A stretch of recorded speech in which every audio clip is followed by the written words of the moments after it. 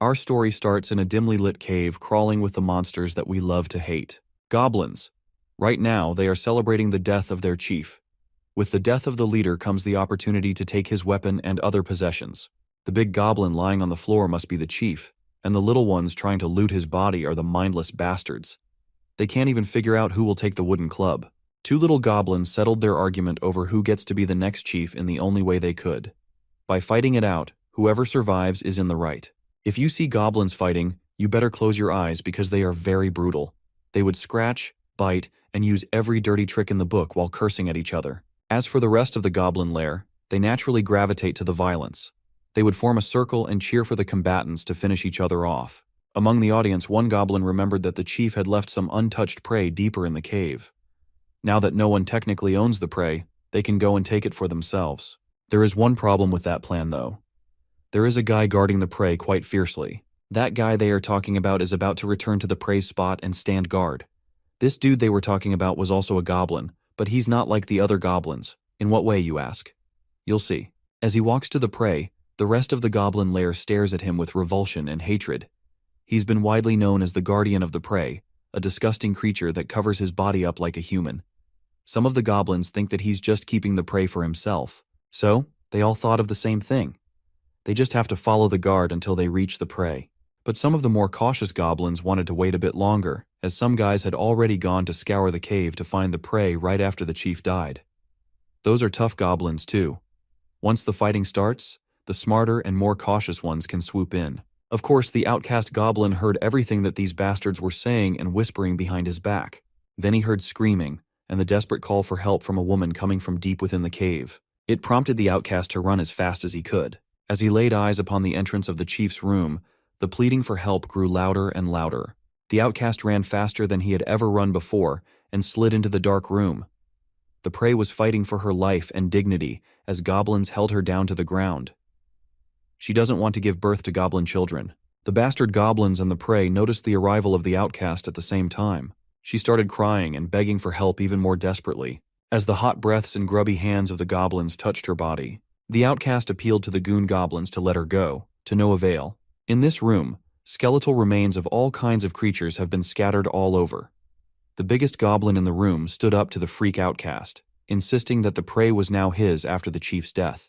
If the freak disagrees with that and dares to take his prey, then he could just die in the hands of these goon goblins. 3 goons charged at him from the front. They were clumsy, but they had the numbers advantage. Dodging is the only feasible move. The outcast can't believe that these low-level goblins are giving him a hard time defending.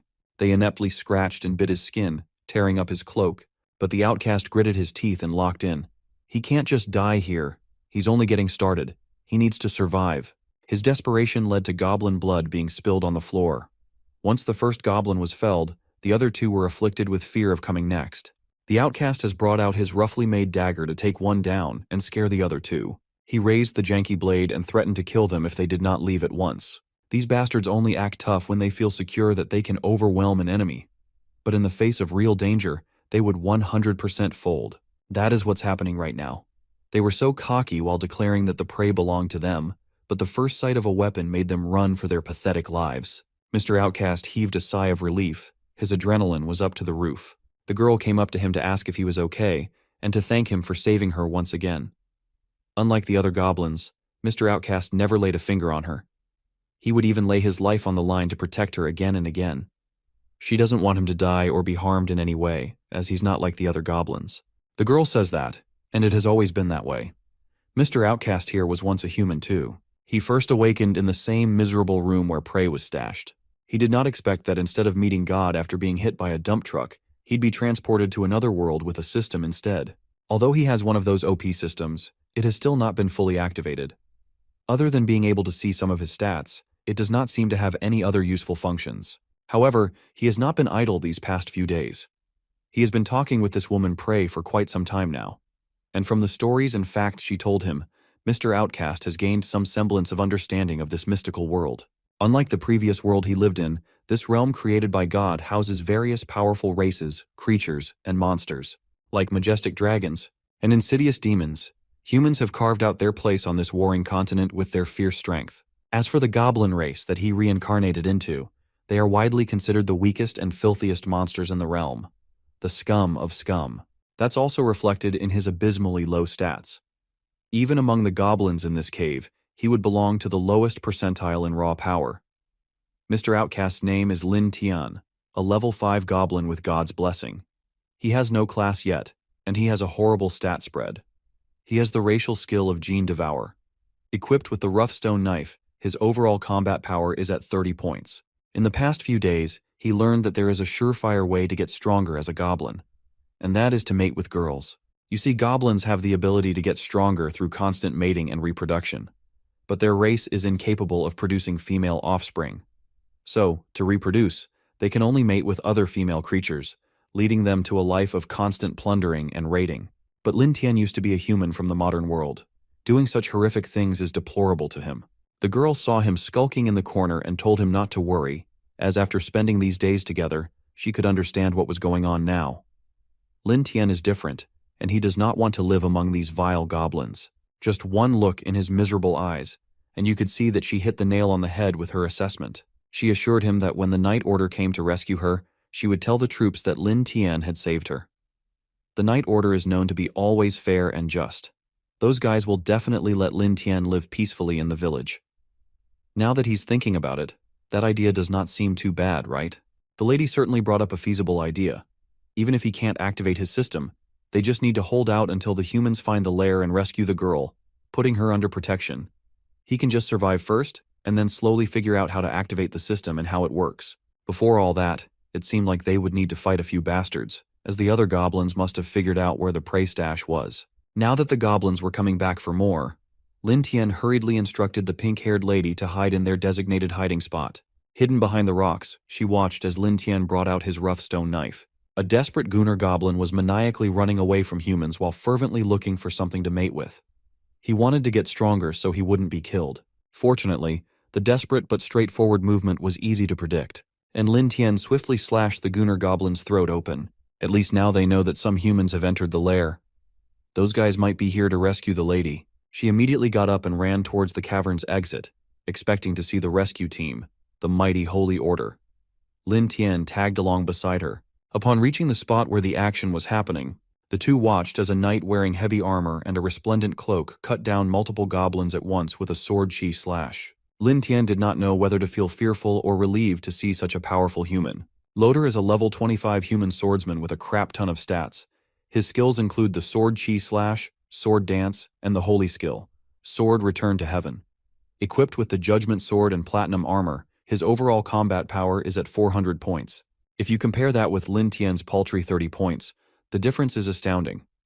This is his first time seeing such high attributes since he was transported to this world. Is this Loader guy really human? The lady did not hesitate to run up to the knight, smiling, waving, and calling him commander. Meanwhile, Lin Tian was looking at the dead goblins strewn all over the place. Then he lifted his gaze and saw something even more odd and alarming. The knight has raised his judgment sword, seemingly intending to slice the surviving captive.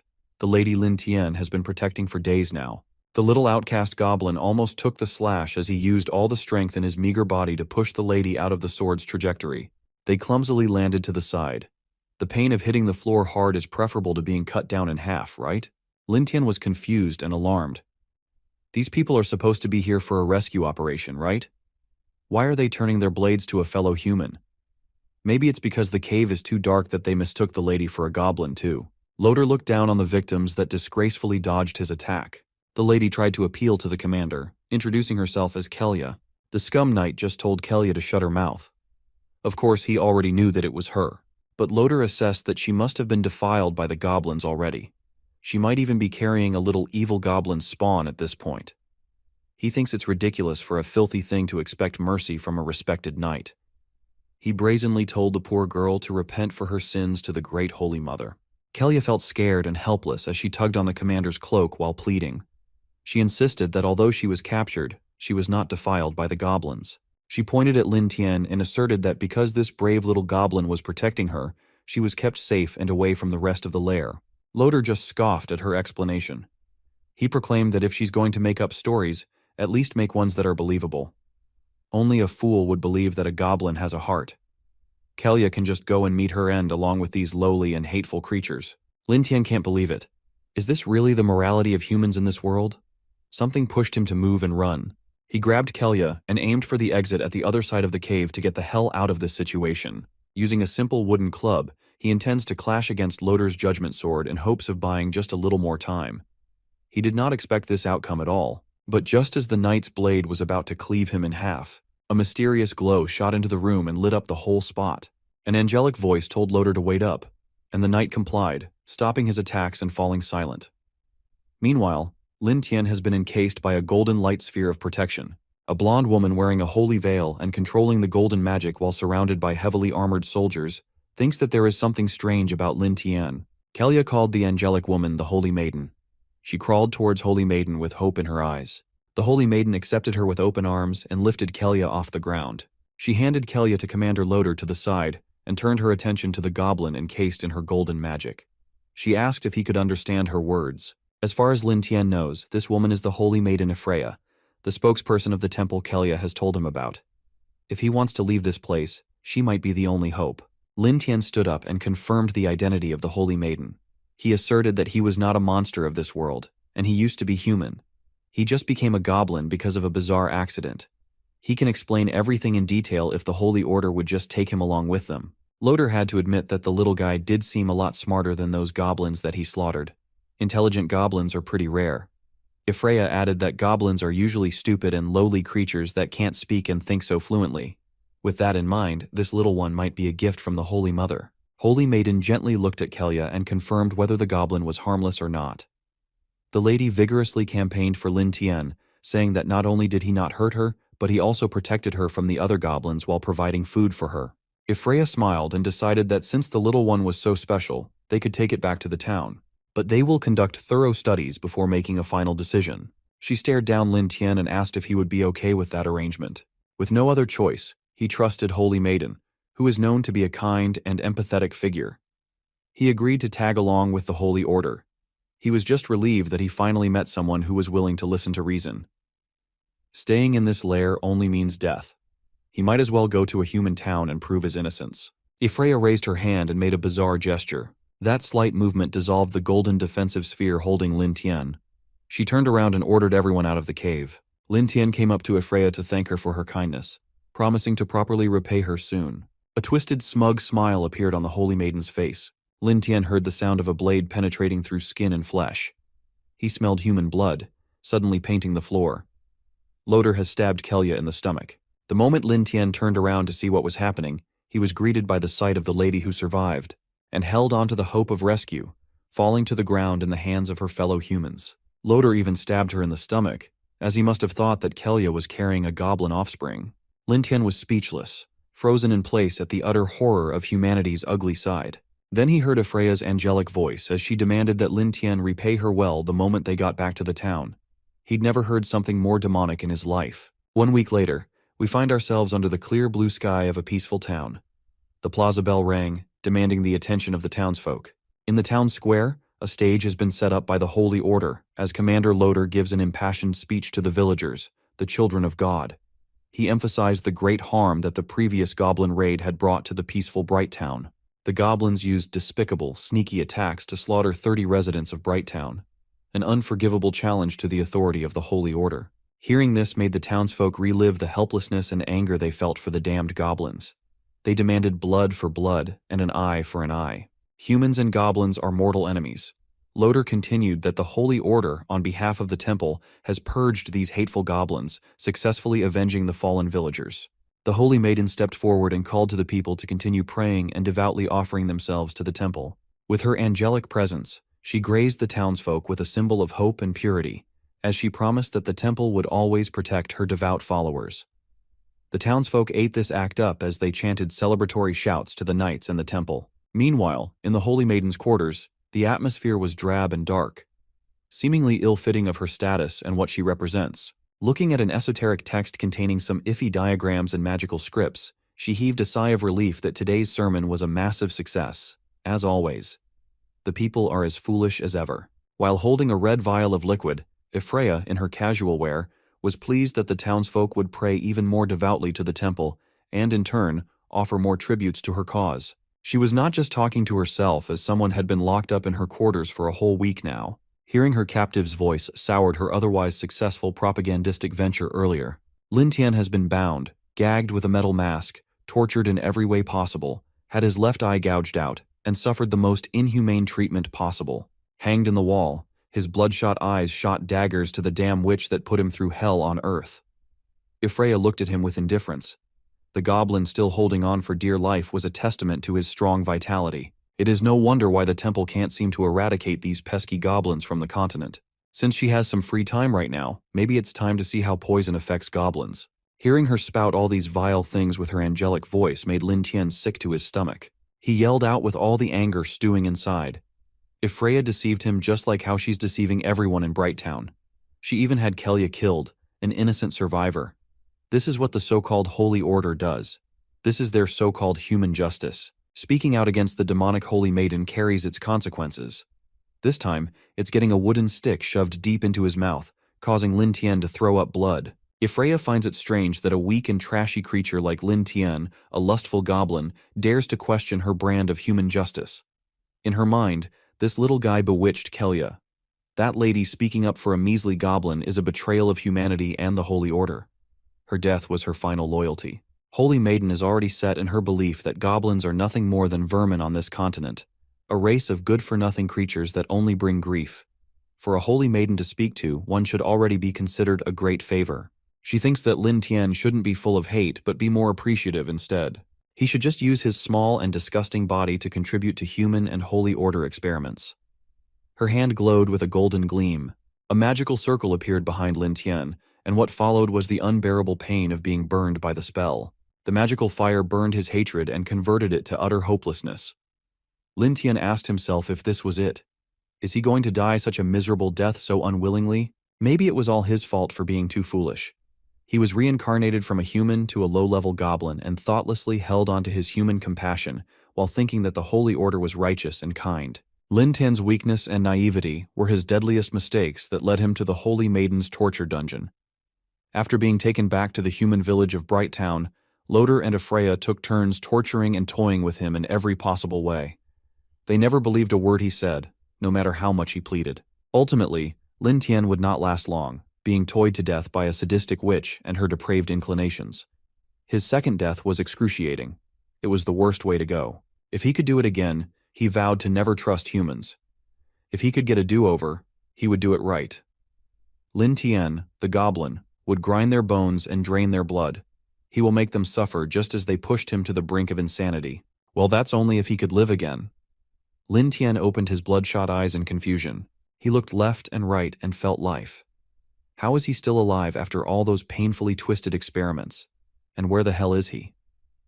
To answer his question, the system promptly appeared to tell him that the Goblin life simulation system had been activated. His final evaluation was that he died. Due to his foolishness, he forgot that he was a goblin, and that humans would never trust a goblin, nor would they pity one. He died in torment, and the pain of this week-long torture will be imprinted upon his soul.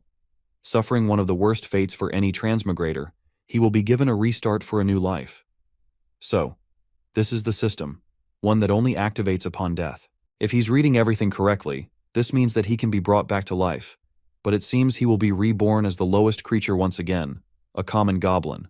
Just to make sure, he asked the system what his yes or no choice represents. It promptly answered back that if he chooses no, his soul will dissipate, a permanent death. If he chooses yes, he will retain his current memory and system, sending him back to the Goblin Cave a week before his death. All these parameters might seem a little confusing at first, but he eventually got it. With a twisted smile, Lin Tian reckons that this is the universe's way of giving him another shot for revenge. He must pay back every sick and twisted thing that Loder and Freya did to him. Without hesitation, he chose the option to go back in time and change his decisions. The only thing fueling him was a sick desire for vengeance. From now on, his Goblin Life 2.0 will begin. No more Mr. Nice Guy. The void surrounding him dissipated into a digital mess as the process of transferring his body to the Goblin Cave commences. When the process was done, he was given a little something to help him survive a bit longer in this second iteration. The system has slightly strengthened him. Lin Tian looked at his hands and felt a little lighter and more robust. The enhancement really was slight, as the system said, but it's a lot better than nothing. The system warned him that although he had been reborn, the danger was not over yet. By this time, the human holy order is about to reach its location. If he dies again, the system will not be able to revive him once more. It's just as Lin Tian expected. Right now, he has to think of ways to deal with the holy order's inevitable arrival. He can't let his guard down even a little bit. First, he asked the system what it could do. Well, the system is called the Goblin Life Simulation System. It enables him to simulate his life to foresee future events. Every choice he makes will lead to different outcomes. Each simulation goes on for 24 hours. At the end of that, he will earn points that can be exchanged for items. Seeing the future through simulations is nothing to scoff at. Lin Tian reckons that he can certainly work with this. He opened the prompt and quickly started his first life simulation. The current scenario is a mission to escape the Goblin Cave. With Holy Knight Loader discovering the Goblin Lair, Lin Tian needs to make the following choices. The first option is to warn his fellow goblins and unite to face Loader, Ifreya, and their men. This would yield 10 points. The second option is to abandon the other goblins and escape before everyone gets wiped out. This would yield 5 points. The third and final option is to hide in the cave and just pray that Loader and the Holy Order don't find him. That's a crisp 0 points added. Lin Tian took the time to carefully consider all the options. Although he was given 3 to choose from, some options are hopeless. He knew that even if all the goblins in the cave united, they couldn't match Loader's monstrous power. Escaping is the only thing that can save him. But thanks to the system, he can simulate the first option, the one with the highest score. If he can exchange those points for a weapon, he might be able to defeat them with a sneak attack. Just as he thought, the simulation ended with his death. He would be able to successfully lead the goblins in a desperate battle against Holy Knight Loader, but the large gap in strength would get every goblin wiped out. The system advised him to recognize his strengths before making a crucial decision. So, it's confirmed that relying on the goblins is not a feasible way to survive, but he still acquired 10 points from the simulation. Excited, he immediately opened the points exchange shop. He was greeted by the projection of multiple weapons to buy. Unfortunately, most of them were priced in the hundreds or even multiple thousands. Lin Tian's measly 10 points in the bank are not nearly enough. At least he found a dagger that costs exactly 10 points. It was an elven lightweight swift blade, a small dagger crafted by elves, fragile but incredibly sharp. He immediately bought it and equipped the new blade. It raised his strength by 15 points and his speed by 10%. It really was exceptionally sharp, basically worlds apart from rough goblin weapons. If he could hit a vital spot, a one-hit kill could be possible. With that out of the way, Lin Tian has one more question for the system. He was sent back a week ago, but he can't see any trace of Kelya in the cave. Where did she go? The system explained that due to Lin Tian's rebirth, some timeline details have changed. In this timeline, Kelya was not captured in the Goblin raid, and she continues to live a happy life in Bright Town. Lin Tian was surprised to hear that the young lady was safe and sound. She did not have to endure the trauma of being captured by goblins and dying at the hands of her rescuers. A small smile crept up in Lin Tian's mouth. In some convoluted way, it looks like he fulfilled his promise to Kelya. In that case, he has no more concerns. There's no need to hold back against the Holy Order. But first, he must escape and survive. He found the narrowest passage out of the cave. The entrance outside is smaller, so the guards posted up should be relatively weaker. Lin Tian lurked around the cavern's opening and spotted 2 guards. They were talking about their disgust for goblins and how easy this job would be. He took his time while staying hidden, planning how he would tackle this problem. The guards were relieved to be assigned to the small entrance. Any goblins that run out would just be trash that can be crushed with one hammer swing. But they mustn't forget that Lord Loader ordered them to kill any girl who tries to escape in the chaos must be killed. They can't let any survivor reach the village. Hearing this made Lin Tian furious. This holy order and their holy rule would even kill innocent people of their own kind for no valid reason, let alone a goblin. He has no other choice but to fight his way out of these guards. So, he devised a plan and pinched his nose together to make his voice pitch higher. Then, he acted as if she was a girl from Bright Town, frantically pleading to be saved from the grasp of goblins. The guards were pleased that they were finally getting some action. All they have to do is kill this straggler, and Lord Loader will reward them. They slowly approached the cavern opening with a hidden blade. With a fake bright smile, the guard called to the fake survivor to come out and not to be afraid now that the knights were here. He did not even get to finish his deceitful spill before his blood was splattered all over the cave walls. Lin Tian came out with the eyes of a cold-blooded killer. His new blade was baptized by the blood of his first kill. Let the human slaughter begin. The second guard stared at his frozen comrade in bewilderment, who was shaking for some reason. With words of confusion as to why he was taking so long to kill some weak goblin, he headed towards him. He couldn't even imagine that something could go wrong in such an obvious situation. In his opinion, they were the hunters, and the goblin was the victim. However, Lin Tian didn't think so. From the moment the humans decided to betray his trust, they had switched roles. He only had one goal now, to become stronger and take revenge. Throwing himself at the guard who didn't realize what was happening, he sent him flying. Due to the effect of surprise, he couldn't react in time and lost his balance. Now he was nothing more than an easy target for our hero. Already in the next moment, his sword reached the enemy and left a large wound on the body of the warrior. The guy could not believe that some goblin could defeat him so easily. However, his thoughts were interrupted by a sharp pain that prevented him from thinking clearly. He couldn't stand on his feet and fell to the ground with a painful cry. Raising his frightened eyes, the guard looked at the goblin he and his friend had wanted to kill a few minutes ago. But now the situation was completely different. He had a feeling that the goblin in front of him was a demon, and he was partially right. Hoping that the goblin would somehow miraculously understand him, the man began to beg him not to kill him. Right now, it was the only thing he could do. He showed Lin Tian a medallion depicting a woman and a child, and said that he had a wife and daughter waiting for his return. It was quite ironic for our hero to watch the man who had not hesitated to try to kill him a few minutes ago, now asking for mercy under such a cover. The knight continued to justify himself, saying that he only did it because he was following the orders of a holy order. He promised that if our hero let him go, he would bring him a bag of gold coins and a human girl. The guard tried his best to convince Lin Tian, not even realizing how much he didn't care about anything he said right now. In his short life in this cursed world, our hero had managed to become completely disillusioned with humans. The order guard thought he could fool him with his promises and smile, but Lin Tian could clearly see the knife behind his back. Unfortunately for the guard, he never realized it. Seeing our hero as nothing more than a mindless goblin, he pulled out the knife and lunged at him with a snide laugh. The very next instant, blood splashed out, however, it did not belong to Lin Tian. Among the two of them, the only one who was brainless, and now headless as well, was the guard. The broken medallion and the dagger he never had time to use were left lying on the ground. It was finally over. After this fight, Lin Tian was even more convinced that he shouldn't trust anyone, especially humans. Suddenly, some noise and a bright light came from deep within the forest, which could only mean that Saint Maiden and Loder were already close by. Right now, he was far from being in a condition to oppose them. He needed some time to become stronger. After taking a shirt from one of the guards, our hero Lin Tian set off. He promised that he would meet Loder and Freya again, and then they would pay for all the pain he had experienced because of them. Freya and Loder came to the place where the two dead guards were lying. After seeing that they were dead, Loder wondered what had happened here. Normally, 2 guards could easily stop even 24 goblins, but this case was out of line. If there was a creature capable of defeating 2 armed warriors, it was most likely a mutant goblin. They were the ones who most often caused problems for the Holy Order. Letting such a creature escape would mean more trouble in the future. Loder and Freya knew this. Loder kicked the corpse of the guard, who in his opinion was just a useless piece of trash, unable to handle even a mutated goblin. Freya, on the other hand, was incredibly excited and agitated at the mention of the mutated goblin. Her unhealthy tendencies were making themselves known, and the memories of the days when she had fun with the mutated intelligent goblin added to her excitement. She was eager to get her hands on such an interesting toy again and have fun with it. As evening fell, Lin Tian was able to get far enough away to surely be out of Freya and Loder's reach. After a long and tiring journey, he decided to take a little break and regain his strength.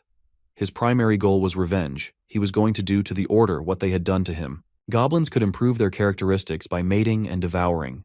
By improving their own characteristics and producing offspring, they could raise a stronger next generation and expand their power. By putting this plan into action and becoming stronger, Lin Tian planned to make every human in this world live in fear of death, and every woman moan and howl at his feet. Suddenly, his thoughts were interrupted by some rustling that came from the bushes behind him. Lin Tian was immediately alarmed, as he didn't rule out the possibility that the Holy Order had continued to search for him. Therefore, as soon as he saw the clothed silhouette, he immediately rushed to attack without a second thought. Attacking the enemy first and taking them by surprise was always a good idea. His tactic worked. The stranger was indeed shocked by his sudden appearance. He was so frightened that he stumbled and began to fall to the ground. However, Lin Tian was still wrong about something. The stranger in front of him was a goblin, and judging from his behavior, he didn't mean him any harm. Our hero was quite surprised by this turn of events. but he immediately put his thoughts in order and became wary. Because of the betrayal he had experienced, he no longer intended to trust anyone so easily. In the next moment, however, the picture he saw before him made all his wariness disappear, replaced by astonishment. In front of him, a beautiful goblin girl was lying on the ground, looking at him with frightened eyes. Lin Tian was surprised, as he had heard that goblins could only be male. But the innocent creature in front of him was clearly a girl. After recovering a bit, the goblin girl began to frightenedly ask Lin Tian not to hurt her, as she had just come here to fetch water. The fact that the goblin girl could speak in full and clear sentences surprised our hero even more. However, when he checked her status window, everything made sense. According to the information provided by the system, the girl was a level 3 goblin. Her profession stated that she was a god messenger, which explained her unusualness. From the skills she had devouring and exuberant growth. But what caught Lin Tian's attention the most was the information that if a male goblin teamed up with a female goblin, then the male goblin would become a legendary goblin god. This information made our hero think becoming a goblin god meant becoming very strong, and this was just what was needed. He didn't want to miss such a good chance. Seeing Lin Tian's gaze, the frightened goblin girl saw it as a danger and started begging him again to let her go. She told him that if she didn't bring water to the village, the tribe leader would beat her to death. Realizing his mistake, Lin Tian apologized and tried to calm the girl down. He gently stroked her shoulder and said that he wouldn't hurt her. He couldn't let her cry as it might attract unnecessary attention. The best solution was to settle the misunderstanding that had arisen. Fortunately, the girl had indeed calmed down and no longer looked so frightened. Crawling over to Lin Tian, she excitedly asked if he could talk too, to which he nodded affirmatively. By nature, goblins couldn't talk properly, so it was very difficult for the girl to communicate with her tribesmen. The girl was very surprised by Lin Tian's kindness and care, as in the tribe, the other goblins only beat and scolded her. She liked being around him so much that she offered him to return with her to the tribe. After hearing about the tribe, Lin Tian started asking her about it. Since he still wasn't sure if he could escape the chase from the Holy Order, the best solution was to lay low and wait in some goblin village where he would be like the others. Such a sudden change in our hero's demeanor confused the girl a bit. But after looking at Lin Tian with her charming eyes, she still agreed to take him to the village. A sly smile appeared on our hero's face. He had long thought about where he could find his subordinates. Fortunately, the opportunity presented itself. As soon as they arrived in the village, armed goblins came out of the tents. They immediately surrounded the uninvited guest. Like all goblins, they were surprised that Lin Tian was wearing clothes just like humans. To them, something like this was new to them, and they had never seen such a strange goblin before. At the same time, our hero was assessing their numbers and was pleased that he had come across such a large village. Now he could begin to gain their trust. And he began by asking permission to join their village and meet the boss. The goblins did not like such requests at all, some strange guy coming to their house and demanding something more. Instead, they were going to catch this insolent guy, beat him up, and then bring him to the boss. Suddenly, they were interrupted by a goblin girl who asked them to wait and not to attack the important guest until he meets the boss. This move should have delayed the fight for a while, but all plans were spoiled by the boss himself, who heard the noise and came out to see what was going on. All the other goblins immediately quieted down at the approach of the boss, and our hero tensed up. The boss was clearly not in the mood to be woken up. Lin Tian was tense for a reason. The boss had reached level 25 and was equipped with some pretty good weapons combined with an impressive set of skills. Our hero was surprised that this village had such a strong boss. And the unfortunate thing is that he will need to defeat the boss to take his place and get his gang of goblins to speed up his own progression. Entering the foreign goblin lair, the chief asked the goblin girl what the deal was with the outsider, and she explained that he had brought Lin Tian in because he had nowhere to go. That explanation seemed satisfactory to the chief, but not for good reasons. He immediately handed the order to kill the outsider freak and eat his meat. The tribe celebrated in a frenzy. Pulling out his knife, Lin Tian had to think fast for a way out.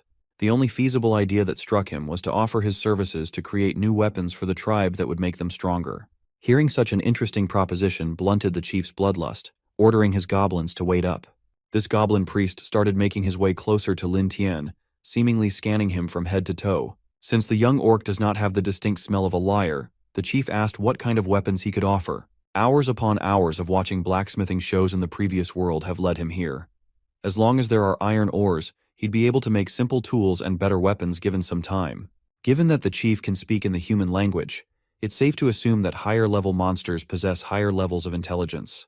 Lin Tian put forth an idea that gaining iron tools would equip the tribe with the tools to stop fearing humans. The proposal was too tempting, so the chief gave in and gave Lin Tian 3 days to find ores and produce results in exchange for his life. The chief even bundled up the goblin girl's life alongside Lin Tian if he failed to do this job. As soon as the leader retreated to his quarters, the rest of the tribe followed suit. One thing's for sure is that the old chief is a ruthless bastard who'd kill his own kind in cold blood. Confronting him head-on is out of the question. He'll have to make iron tools to buy time while covertly getting stronger. That night, a scout party was released to the barren woods, guided by the moonlight. The group, including the goblin girl, has been walking all day and all night, so it's naturally exhausting. But when she showed even a tiny sign of fatigue, the rest of the goblins would quickly gang up against her to berate and beat her down. They treat her like a punching bag, seeing her as lesser than the average male goblins. This disgusting display of behavior earned the leading goblin a head injury after getting rocked by a rock through the back of his head. Lin Tian clarified that he brought these bastards along to help find iron and not to fight senselessly. He briefed them about the ore's appearance before heading out. If the search party wants to stay alive, each one needs to find 1 piece of ore in the valley ahead. Failure to comply and hit the quota would, of course, be punishable by death. Hearing Lin Tian say that while holding an iron knife made the goblins tremble in fright. A fire has been lit under their asses, scrambling in every direction in hopes of finding an ore unless they want to get clapped by the chief. Deep in thought, Lin Tian admitted that what he's trying to do is just temporary. He'd get killed in just a matter of time once he outlived his usefulness. But there's an obvious recourse through this. The system was practically telling him to mate with the goblin girl to attain the legendary goblin god status. So Lin Tian approached the crying bullied lady, gently telling her to stop crying. He even kneeled right next to her so she could hear what he was saying a lot clearer. Lin Tian proposed that they stay together. If she's under his wing, no one would mess with her. She will be protected, she'll get meat to eat, a warm place to stay, and some much-needed peace. He assured her that he was a man of his word. But they're too weak at the moment. To avoid being bullied, they both need strength. Hearing the possibility of getting stronger, the goblin girl's eyes glimmered with hope as she blushed. Without mincing his words, Lin Tian asked the lady if she would be willing to bear his children for the sake of power. Her timid response to that was par for the course. She had never been part of any kind of mating ritual before. But if it's the kind and good-hearted Lin Tian, she wants to explore a little bit more. She did not get another word as a response. She got a deep and mind-melting kiss instead. After the initial shock was gone, she was able to enjoy the passionate kiss more comfortably. Lin Tian slowly guided her body under his, laying her down on the cold ground while holding hands. Already having trouble breathing from the arousal, she pushed for Lin Tian to go ahead and give her his babies so they could get stronger. The first time it entered, the system pinged that the host would have a total of 7 children in this conception. Due to the talent limit, Lin Tian only gained 9 attacks, 100 HP, and 10 defense. When Lin Tian was done, he was drenched in sweat, his body exposed to the elements. The little goblin has reached level 7, gaining the title of Defiler. His overall combat strength jumped to 65. Not only did his level increase, but his form also improved with leaps and bounds. Right now, he'd have a much higher chance of winning against that goblin priest chief. Picking his human clothes back up, Lin Tian draped them over the goblin girl's naked body. From now on, it will be his responsibility to protect her life. She was just happy that a fellow goblin was being nice to her. But their romantic evening was interrupted by some hurried voice asking for help in a panic. It turned out to be one of the bastard goblins who accidentally bumped into a menacing demon wolf in the process of gathering ores. Lin Tian's eyes locked in on the iron ores. That's what they need. But the fool who got it brought back some trouble for the rest. Unsheathing his blade, he sharply stared at the incoming giant wolf while the goblin girl worried. The poor goblin that did not know any better taunted a brutal beast and was now about to pay the price. Fortunately, Lin Tian became strong and fast enough to deal with some severe damage as he stuck his blade on the wolf's neck. It was a 1-hit, 1-kill, and the fleeing goblin was speechless. Walking up to the ore-holding little shit, Lin Tian increased the intimidation in his voice to pressure the goblin to hand the material over. Of course, the little guy had no other choice but to comply in utter terror. Appraising the ore, Lin Tian guaranteed its high quality. If they could find some more, making potent weapons would be easy peasy. The next morning, a trail of smoke from the fire from the goblin camp could be seen over the forest.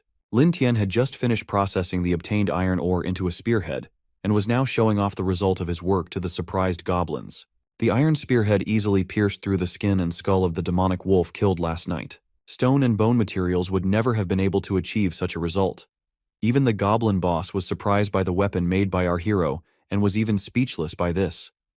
Lin Tian pulled out the spear from the wolf's head, and with a smile, explained to the goblins that this iron spear was something he had made himself from iron ore. The goblin that Lin Tian had saved last night immediately ran forward to confirm that he was not lying, and that he had indeed killed the wolf last night and made this weapon himself. The goblin chief immediately desired to obtain the same spear. Lin Tian used this moment to raise the spear to the sky and attract the attention of all the goblins. Once all the goblins were staring dreamily at the desired weapon, he asked if they all wanted the same spear. Of course they did, and immediately asked him to make them one too. The goblins looked at the spear as if mesmerized, with open mouths and drooling. To them, an ordinary iron spear was like a legendary item, but the way Lin Tian attracted the attention and respect of the goblin tribe did not please the goblin priest, who was now darker than a storm cloud. In the treacherous mind of the goblin boss, a cunning idea was immediately born to use our hero and then get rid of him as a growing threat to his authority. He quickly returned all the attention to himself, and in front of the whole tribe recognized that Lin Tian can make iron weapons and seems not to be lying. But that doesn't mean anything yet. If our hero wants to stay, he has to make 50 spears in 2 days. And that's not easy. If he doesn't, he'll become meat for the tribe. Even the ordinary goblins were surprised by such harshness of their boss, who has somehow become as bad and treacherous as humans. Even so, they were ready to help Lin Tian fulfill the chieftain's demand. Lin Tian looked at the departing chieftain and couldn't help but smile as everything was going according to his plan. The fact that the chieftain didn't kill him immediately was his key mistake. Now this idiot wouldn't be able to do anything. 2 days passed, and the day of delivery of the spears came.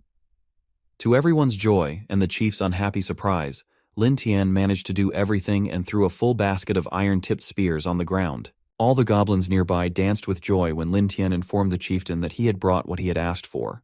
The goblin priest started smiling like crazy, and even pretended to congratulate our hero for completing the task. A few minutes later, all the goblins in the camp received an iron spear each, and it was time for the feast. The goblins lit a bonfire, and the chief invited everyone to celebrate Lin Tian joining their tribe, while allowing everyone to eat meat at their pleasure in honor of such an event. When the fire began to die down a little and there were enough coals, they roasted a fat, freshly caught boar, and the first biggest piece was left especially for Lin Tian. The goblin girl personally gave him this gift, as this sacrificial boar was left especially for him. Lin Tian hadn't eaten delicious meat for a long time, so he greedily began to eat. But after the first bite, he realized that it was a trap. The meat was poisoned. He fell to the ground and tried to spit the meat out, but it was too late. The stupid goblin girl had unknowingly served him poisoned food, and now she was panicking and asking what had happened to him. Just at that moment, the one who set it all up appeared. It was the goblin priest, of course. He immediately began to mock the stupidity of our hero, who, in his opinion, thought himself smart and strong enough to challenge the authority of the chief and seize power in the tribe.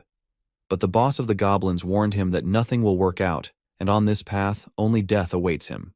And as punishment for his insolence, Lin Tian will lose the things he values so much, like that ugly goblin girl he cared so much about.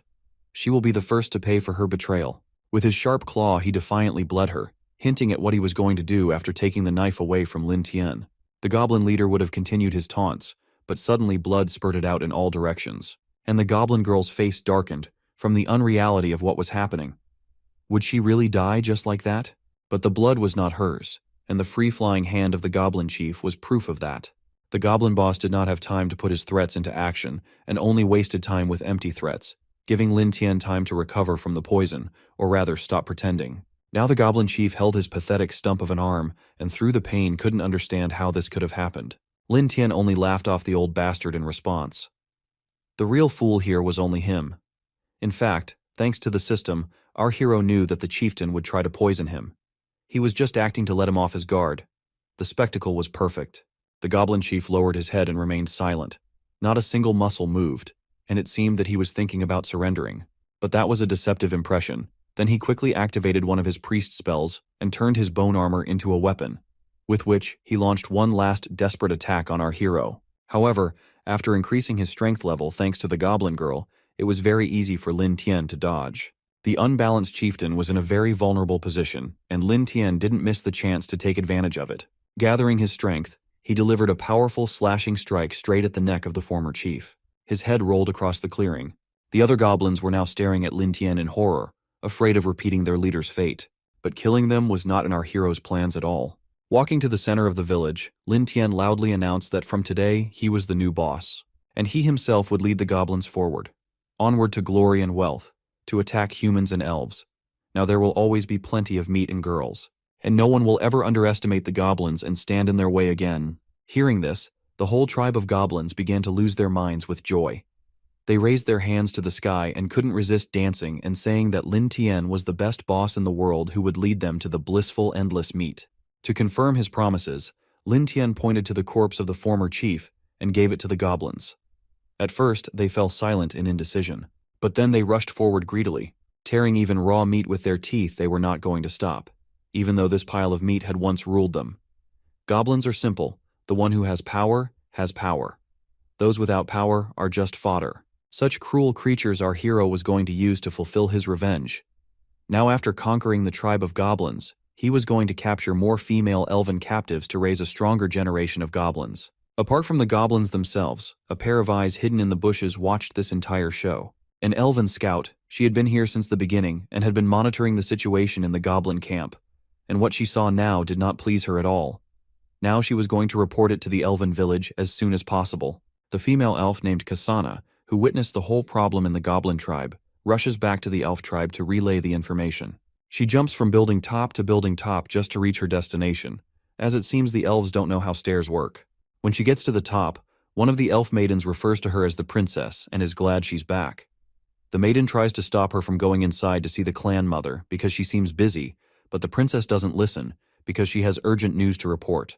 The princess pushes the door wide open and starts to tell her dear mother the urgent news she had seen in the eastern enchanted forest.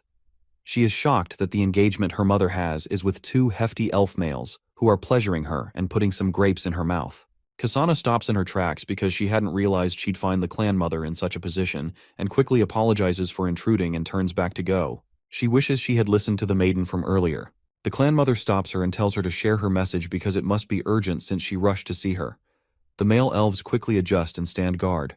The princess then relays that she has important information about the goblin tribe in the forest. The clan mother remarks that goblins are weak and filthy low-level monsters, and wonders what could be so important about them. The princess tells her that this morning she found a black-haired red giant bear in the forest that had been gnawed to its bone, and there were signs of goblin footprints around it. She mentions that the black-haired giant bear is one of the fiercest creatures in the forest, and goblins shouldn't be able to kill such a beast.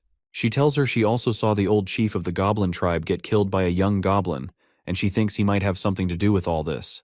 The clan mother is surprised to hear there's a new chief, and mentions that it seems the number of goblins in the forest has recovered quite a bit from when they had last destroyed them. While speaking, she signals to one of her male attendants to come closer, and she places her head and hands on his crotch. The clan mother tells her to take some people to clean up the goblin business, but she orders that she doesn't kill them all, but leave some of them alive. The clan mother explains that the potion made from freshly extracted goblin hearts is an excellent tonic for the male elves in the tribe. It helps their virility, if you know what I mean. The princess just answers with a weak yes, blushing red from the awkwardness of the entire situation. The clan mother proposes that the princess take one of the male elves for the night as a reward for her hard work, and mentions that she can have more if one isn't enough. Talk about thirsty. Kasana quickly rushes away in embarrassment and says she'll go investigate the goblins and will report back if she finds anything. Meanwhile, in the goblin tribe, the lower goblins give Lin some intel about how the elf tribe is structured. They tell him that the enchanted forest has about 30 elf tree houses that are all very tall. Our guy tells the goblin who has spiky hair, as if he doubles as a rock metal band member, that he's going to give him 2 female elves as a reward for getting this intel when they capture the elf tribe. He later orders the goblin to tell the others to sharpen their weapons in preparation. Our spikehead goblin's face lights up with excitement as he conceives the thought of having 2 female elves all to himself. The other goblins just scream out in excitement and say, "Long live the boss." The spikehead goblin swiftly turns around to his assignment of getting the other brothers to prepare their weapons, seeing he has a newly found incentive to devote himself to the job. Lin, who just sits in front of the fireplace where the intel was gathered, calculates the number of elves they'll be up against. He figures that if there are 2 elves per house, they may be up against about 60 of them. Let's not forget about the 10 or so guards, which means there'll be at least 70. Our Lin Tian mentions that since the priest died, he's been busy leading the goblins to the mine, making weapons, and hunting monsters to level up. He goes to the rest of the tribe and tells them they're going to be going for bigger monsters. He tells them starting from today, they'll start hunting for major monsters in the enchanted forest and the entire tribe screams in excitement. Their first attack is against a dangerous-looking magic boar, and they acquire the skill Giant Fang Attack once they kill it. It seems every successful kill increases the level of all the goblins, and they all acquire the skill from their prey. The second monster is a stone-like monster, and the goblins acquire the skill Stone Skin when they destroy it. Our guy and the lower goblins kill more monsters. One looks like a jaguar, and they acquire the skill Stealth. Another looks like a monkey, and they acquire the skill of Climb. Even Yue helps out with the raids, and it seems she's mastered the art of using the bow and arrow. The goblins also kill a large two-headed snake, and they acquire the skill Venom Secretion. All this is because the goblins have a secret skill called Devour that allows them to acquire the skills of whoever or whatever they eat. Due to their recent conquests, they've acquired many skills, and their overall skill levels have increased. Our guy checked the stats of one of his goblin soldiers, Spikehead. Spikehead is now level 18, still low level, now a beast slayer, has 231 HP, a strength of 29, and a defense of 40. He has also acquired several skills from every monster they've killed. Our guy realized that the overall combat power of each of the goblins is around 250, which trumps that of the elves, who all have a combat power of 200. He realizes that their tribe's overall strength has surpassed that of the elves, and taking their tribe will be a walk in the park. He checks to ensure that the goblin life simulation system has cooled down from when he last used it and is ready to run again. Just to be sure, he decides to simulate his attack plan to see how things are going to turn out if they attack the tribe with their present capacity, since the elf tribe is a formidable threat. He tells the system to start the simulation, and the system activates the goblin life simulator based on their present situation. A window pops up in front of him and presents the current scenario, which is the night before the raid. The system shows that our guy leads a greatly strengthened goblin army to raid the elf tribe, confident of success. But the elves ambush them and lead the goblin army into a trap, shooting them all down with arrows. Next up, he and Spikehead, his highest-ranking officer, are captured by the elf matriarch and hanged in the enchanted forest as a warning to the goblins to never mess with elves. The end. The system presents its summary by saying our Lin Tian thought it was foolproof, but it was actually under someone else's control. He gets a score of 0 out of 100 and no reward for running a failed simulation. Lin Tian is worried that this is how the simulation ends and wonders what it means when it says it's under someone else's control. He quickly realizes that there's only one explanation for such a paradox and declares to the other goblins that it seems the tribe is being watched by the elves. Our guy focuses hard to tap into the keen sense of hearing and smell goblins have, hoping to detect a trace of the elves around. Moments later, he detects something and tells the other goblins. He quickly runs toward the spot, and he finds Kasana, who is rushing back to the elf tribe along with her men. She tells them that she didn't expect such a big change in a few days, and hurries them up so they can return to the tribe to inform the mother of the latest development. While hopping from tree to tree, a couple of arrows soon land on the elf males, and one of them lands on the princess's behind, since Lin Tian needs her alive. They all wince due to the sudden pain from the arrows as they fall to the ground. The male elves seem to have been killed immediately as they were intentionally hit in vital places, but the princess just lies there unable to move. She wonders why she can't use any strength at all. The other goblins don't even listen to her but are just excited to run into a female elf. Kasana, who is now feeling drowsy, wonders if the arrow she was shot with was laced with poison. Our guy walks towards her and tells her he didn't expect to catch her so easily. He tells her she showed up just in time, since they're preparing for their grand finale against the elves, and the princess just lies there in horror. Lin orders the goblins to take them all back to the tribe, and they excitedly oblige. The next morning, the princess, who is fast asleep due to the impact of the sedative used on her, is quickly woken up by the goblin when Lin Tian approaches. They quickly pour water on her, which causes her to wake up. Her clothes look very torn, from being rough-handled by the goblins, and her limbs are tied up. Our guy grabs her by the head and lifts her so he can talk to her.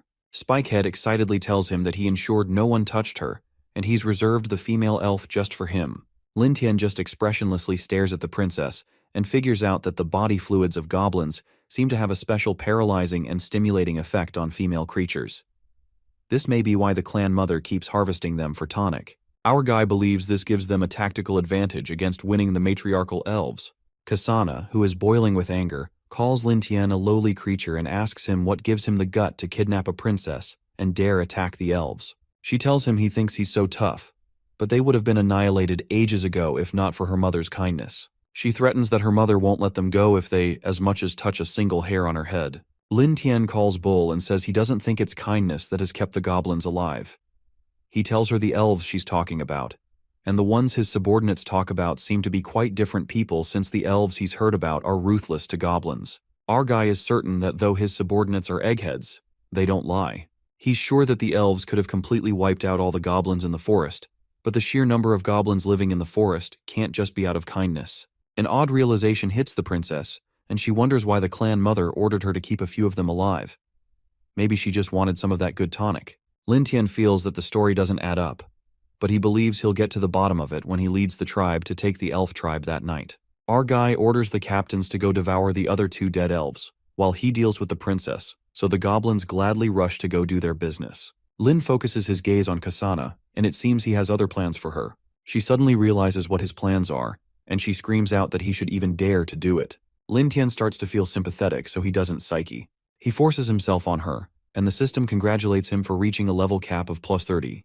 The system declares that since his aptitude has reached its maximum level, it has been converted to plus 150 HP, plus 110 defense, and plus 110 strength. He also acquired the elf skills Stealth and Night Vision. Meanwhile, in the elf tribe, one of the male elves declares to the Holy Mother that he can't continue anymore. She decides to let him go for the day, especially because the potion they have has already finished. She tells him it's so heartbreaking that the potion has finished. She wishes she had known because she would have captured more goblins the last time they went hunting.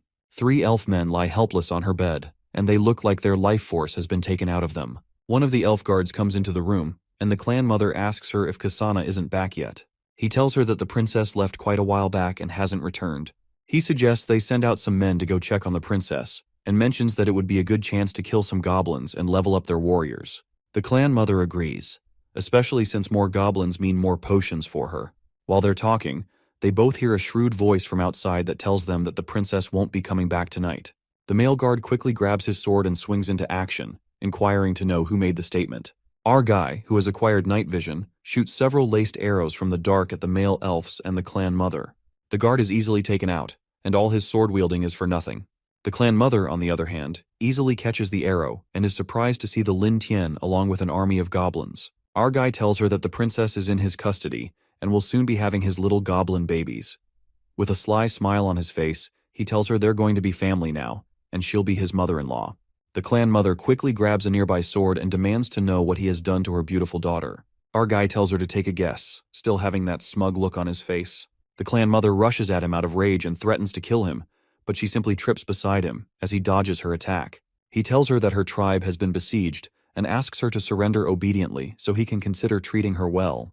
The clan mother, who is now on the ground, wonders why she suddenly collapsed.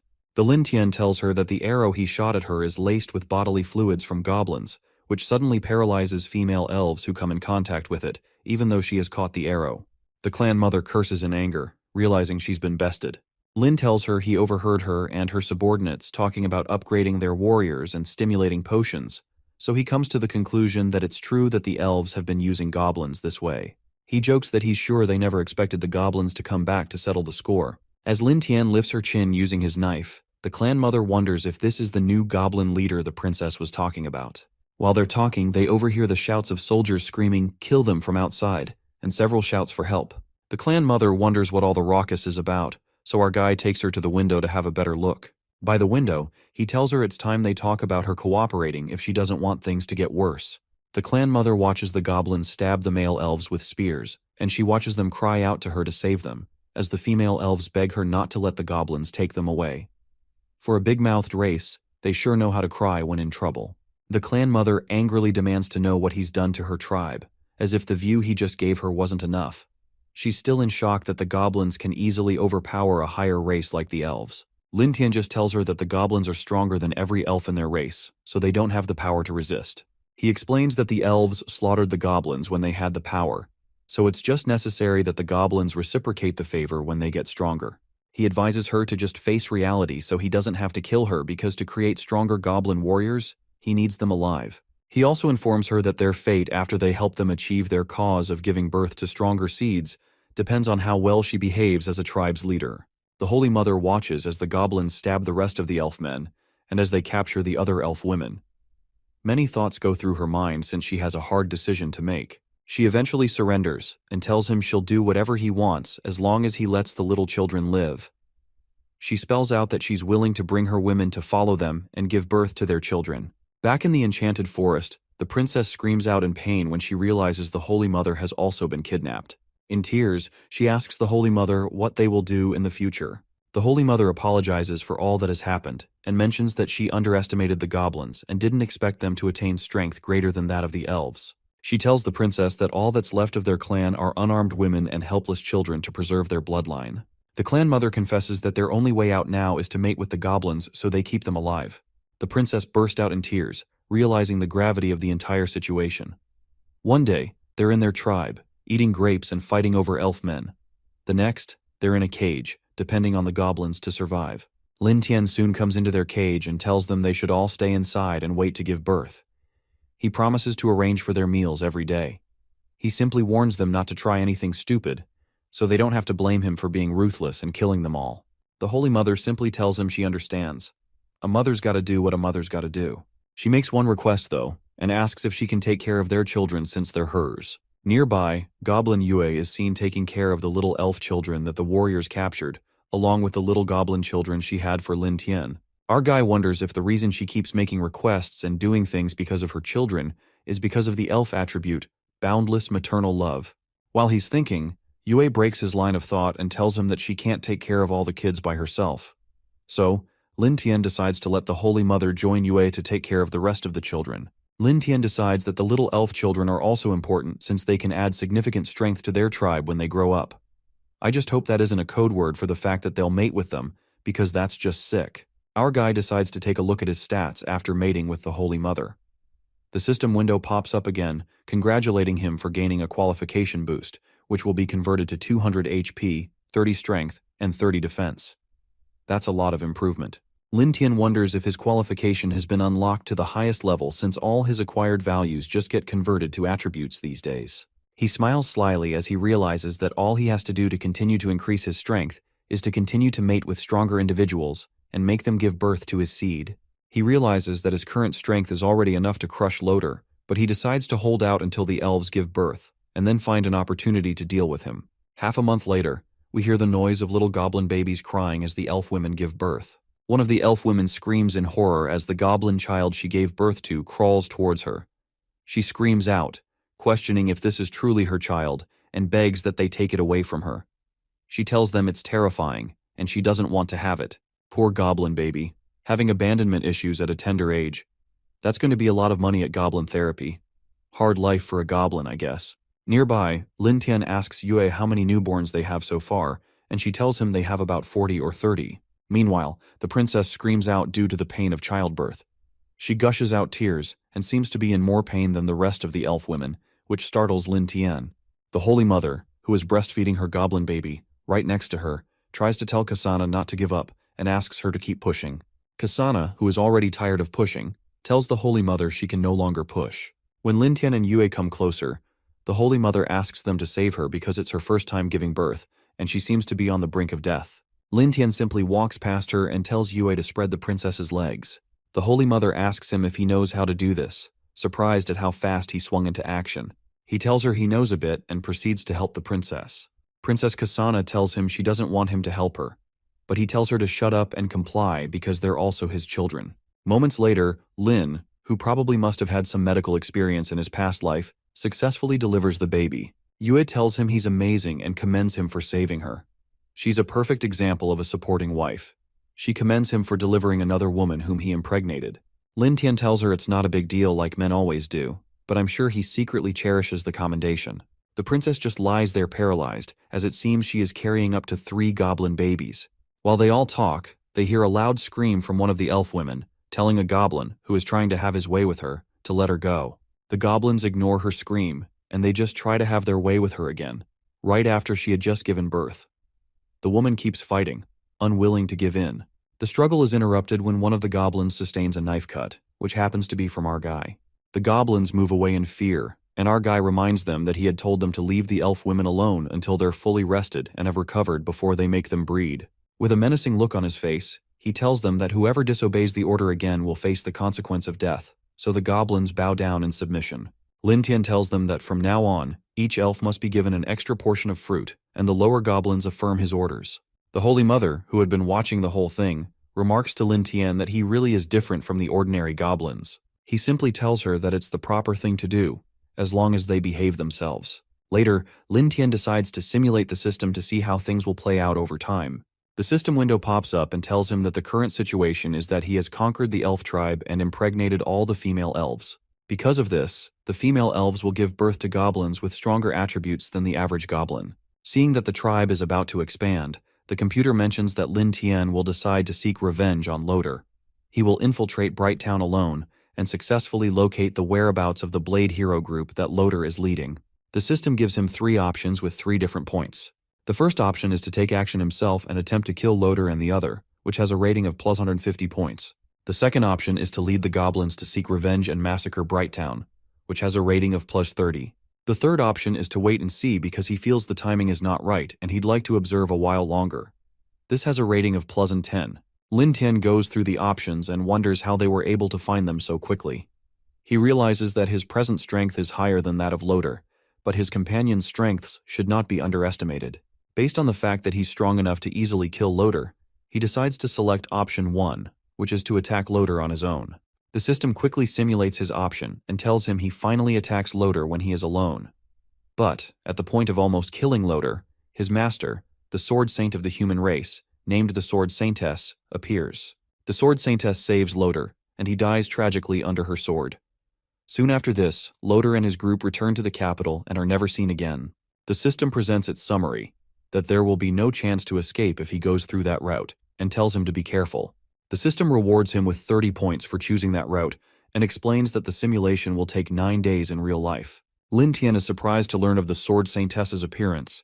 He wonders why such a powerful figure would appear in a place as small as Brighttown. He also realizes that he didn't expect Loader and his men to leave Brighttown. If they're going to be leaving soon, it's going to be difficult to find them again, so he decides he has to make his move quickly. Lin Tian looks over his shoulder and sees Yue giving the Holy Mother some apples.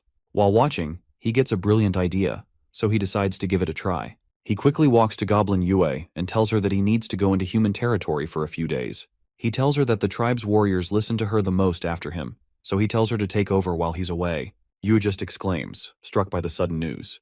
The Holy Mother, on the other hand, asks him if he's crazy because it's certain that he'll be hunted and killed if he's ever discovered in human territory. He tells her that he knows, but he has a grudge against the human, so he has to seek revenge. A man's gotta do what a man's gotta do, even though it means his death. The Holy Mother tells him to wait and not be reckless. She tells him she can cast a stealth spell on him so he can't be detected by the humans, which makes Lin Tian slyly smile like he always does.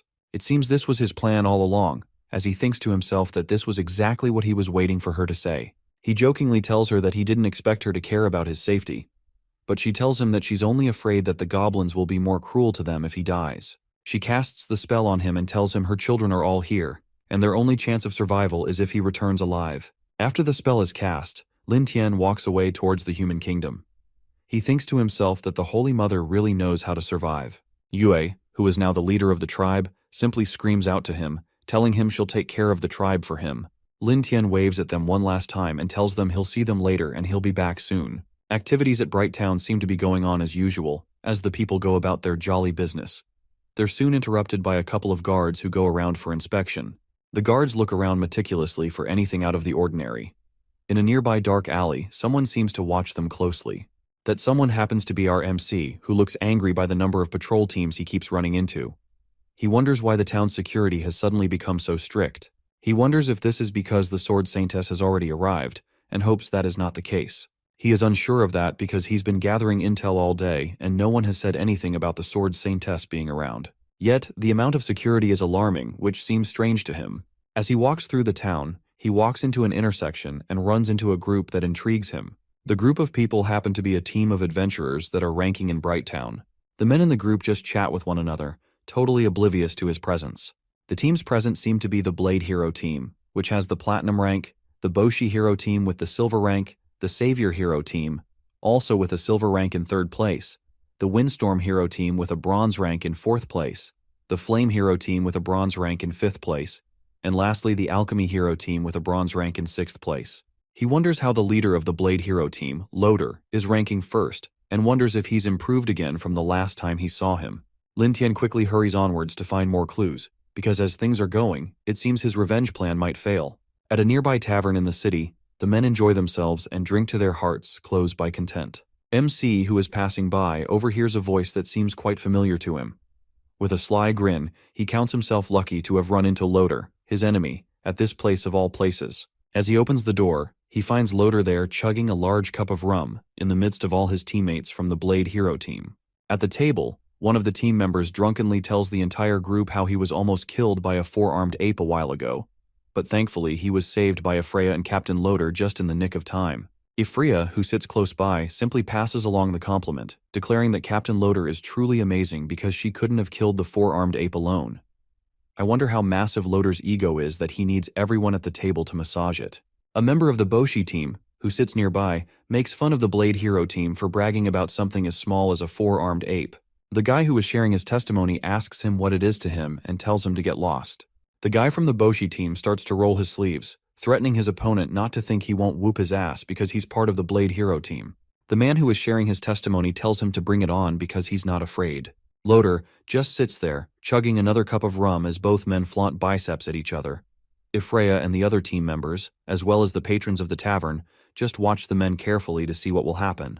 The tavern owner, who is indifferent about their shouting, simply informs them that the dragons on Dragon Island have entered their breeding season and have been kidnapping both livestock and their shepherds. He tells them not to cause trouble in the tavern, but to go slay the dragons if they feel they have some skills. MC, who sits nearby, watches the entire situation while he sips his rum and is startled to hear about dragons. The tavern owner continues his narration and says if the dragons attack Brighttown and the capital doesn't send reinforcements in time, the adventurers in town won't be able to fend off the dragon horde's attack.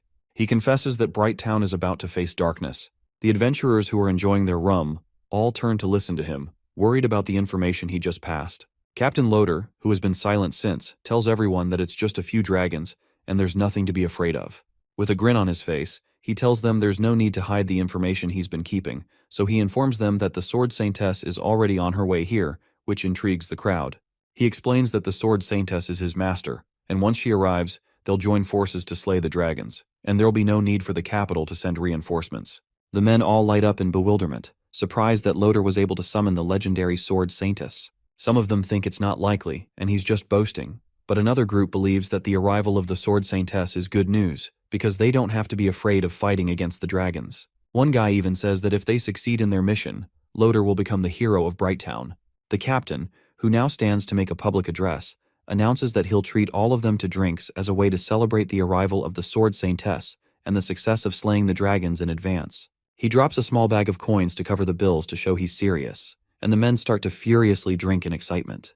Meanwhile, MC, who overhears the whole thing, stands up and quickly pays for his drink. He reasons to himself that he must seize this opportunity of having the dragons attack the town. Loader, who is facing his direction, is alerted by his quick exit. As Lin Tian reaches the door, Loader calls out to him and asks why he doesn't stay to have a few drinks with them. Lin Tian just looks over his shoulder and replies with a stern, "No." He tells Loader that there will be more opportunities in the future, with that sly grin on his face and that sneaky look in his eyes. The captain, along with another member of his team, who seems offended by MC's reply, watches him leave. Captain thinks his reply is strange, but he lets him leave without a confrontation. Shortly after, the town sets up a banner to welcome and celebrate the Sword Saintess's arrival to Brighttown. There are sparks in the air, and all the citizens are happy. Meanwhile, the captain goes into the temple to speak with the Sword Saintess. He calls her master and bows down in submission as he informs her that the dragons have been lingering around these days and are getting closer to the town. He adds that no one dares to let their animals go out to graze now, so it seems like the dragons might attack Brighttown soon. The Sword Saintess, who looks elegant in her armor, just asks him how the task she gave him is coming along. He tells her that the 10 dragon-slaying crossbows have been made according to the blueprints she provided and are being deployed at various high points around the town. She tells him to ensure they're stationed appropriately, otherwise none of them will be able to help when the dragons come, which will be a disgrace to her. Soon after, the Sword Saint goes out to address the people. Among the people, several people chatter about how noble she looks. One of the men wonders what kind of man could ever win her over, but another man tells him not to think about it, because not even the Emperor would think about making a move on her. While they're talking, dragons attack the town, so the Saintess tells Loader and her men to quickly disperse the men so they can get right to action. Loader, who had just been standing around in shock, quickly affirms her orders and starts to disperse the people so they don't get harmed. One of the dragons grabs a man who helplessly screams for help, while the others run in different directions in a commotion. It's not the dragon's fault for grabbing a man since they've all refused to let their animals graze. On the ground, the Saintess announces that this dragon is a scout dragon. She explains that they only come to scan new territory, and it will attract the entire dragon horde for the real attack. She quickly orders Loader to bring his companions with her to the wall. Meanwhile, one of MC's captains rushes to inform him that the dragons are attacking the town. He also informs Lin Tian that there are many soldiers on the town wall, and asks what they should do. MC, who had already been alerted to the presence of the dragons, just tells him he knows and tells him they'll just stay there and enjoy the show. Behind our guy is the entire Goblin army, equipped and ready to fight.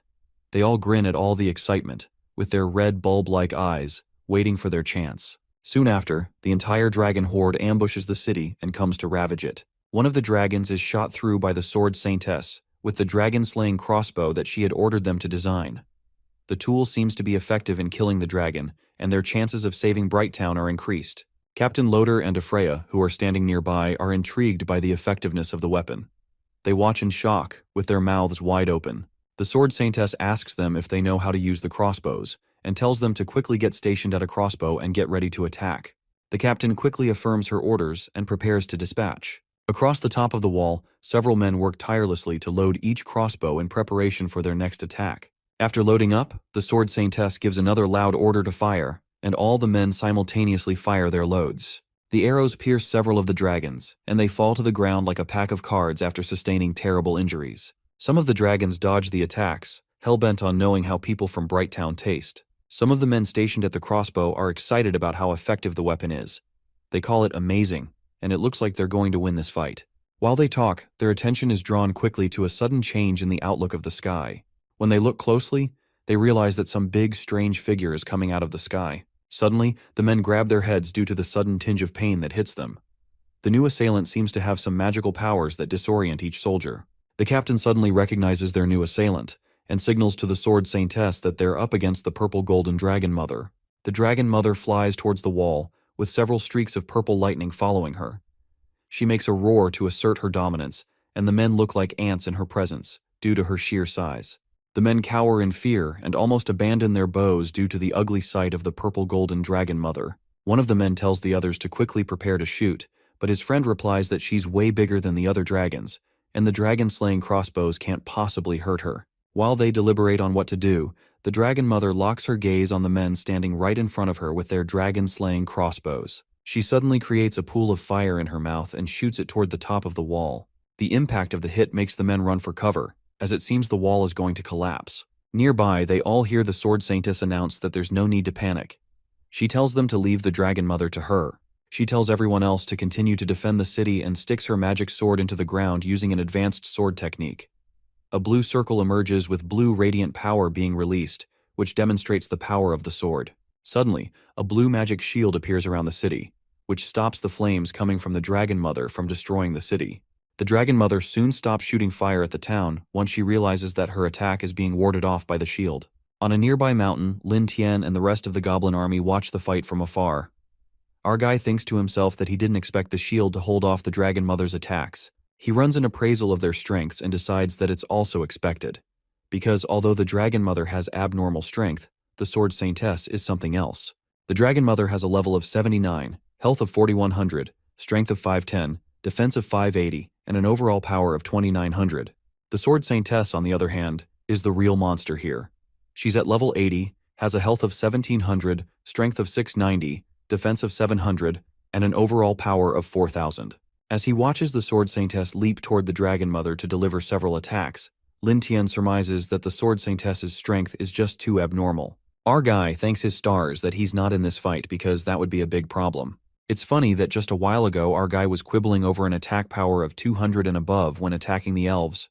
He'll most likely be eviscerated if he steps into this battle. He realizes that the dragon mother is slightly weaker than the Saintess, but it has the advantage of having higher health points. Our guy decides that the sword Saintess can't possibly defeat the dragon mother in a short time. After watching the ongoing battle closely, along with his goblin army, Lin Tian decides that this is the perfect opportunity to take revenge against humanity as planned.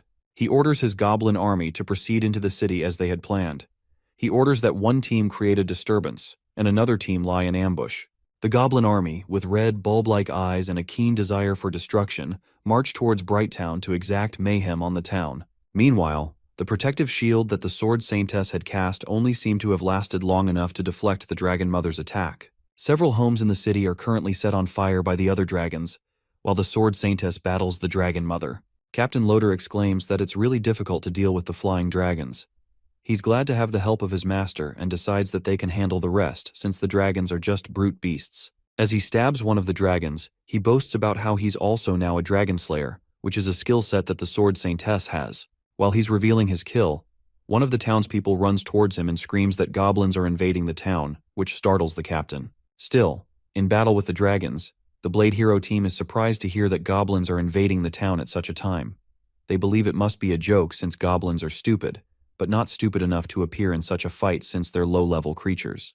The captain is startled by the voice of a nearby woman, who cries for help as she is chased by two goblins who are thirsty to have her. He curses upon realizing that they're facing a goblin invasion, right in the middle of a war with the dragons. He announces to his team that there aren't too many evil dragons left, so he tells Ifreya and another member of his team to hold them off, while he and the female swordsman, Yevlia, go deal with the goblins. Yevlia affirms his order, with a look of disdain in her eyes for goblins. They both chase one of the goblins, who makes a run for it upon seeing them advancing.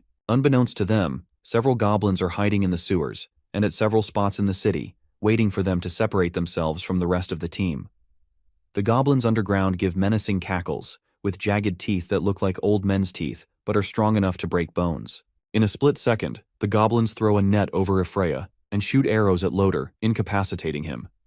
As she's being dragged away, Ifreya cries out to the captain, who has been shot in the leg, to help her. The goblins, who have iron armor and carry iron tools, surround each of the warriors to attack them individually. The captain starts to curse, wondering why there are so many goblins. I would think he would ask why they're even carrying iron weapons, but oh well. Yevlia, who has been stopped by a team of armed goblins, tries to fight them off and tells the captain she is coming to help. Meanwhile, the last member of the team of 4 tries to block the attack of the goblins who have also surrounded him. The situation looks terrible, as the men seem to be heavily outnumbered. While they're fighting, Lin Tian shows up on the scene, while the men are busy fighting the lower goblins. Suddenly, the captain calls out to them to watch out because there's a new assailant behind them. They turn back just in time to receive deep slashes from MC's knife. Lin Tian just walks past them as he slashes them and spills their blood. Captain and Ifreya, who are now on the ground, watch the whole thing in horror since they had just lost 2 close teammates at once. Our guy simply walks towards them and tells them he didn't expect that they'd be caught so easily. The captain, who is now irate, screams out that he's going to kill them and calls them lowly goblins. Lin Tian just kicks him in the chin and knocks him out, telling him to read the situation carefully before making big statements. He orders the goblins to take Ifreya and Loader into the sewers, and orders the rest of them to follow him to the city wall to take out the remaining crossbowmen. The Sword Saintess, who is still dealing with the Mother Dragon, realizes that goblins are launching a surprise attack against the town. She wonders how goblins racked up the nerve to attack at such a time. The Mother Dragon, who transforms into a half-dragon, half-woman, mocks their present situation and tells the Sword Saintess that it looks like they have their hands pretty full. Noticing that she's distracted, the Dragon Mother calls her a witch and attempts to land a killing blow on her. The Dragon Mother makes fun of her inability to keep up and jokes that she'd like to see how much longer they can spend spilling dragon blood. Just as the Dragon Mother is about to hit her, the Sword Saintess uses her advanced sword skills and deflects the Dragon Mother's attack, creating a shield of sword strikes. The strikes land perfectly on the Dragon Mother, who screams out in pain and frustration. The Sword Saintess realizes that the Dragon Mother is about to run out of health points, and wonders if Loader and his team have been able to deal with the dragons and goblins who are attacking them. Suddenly, an explosion occurs on the town calls, throwing off the men and casting them to their doom.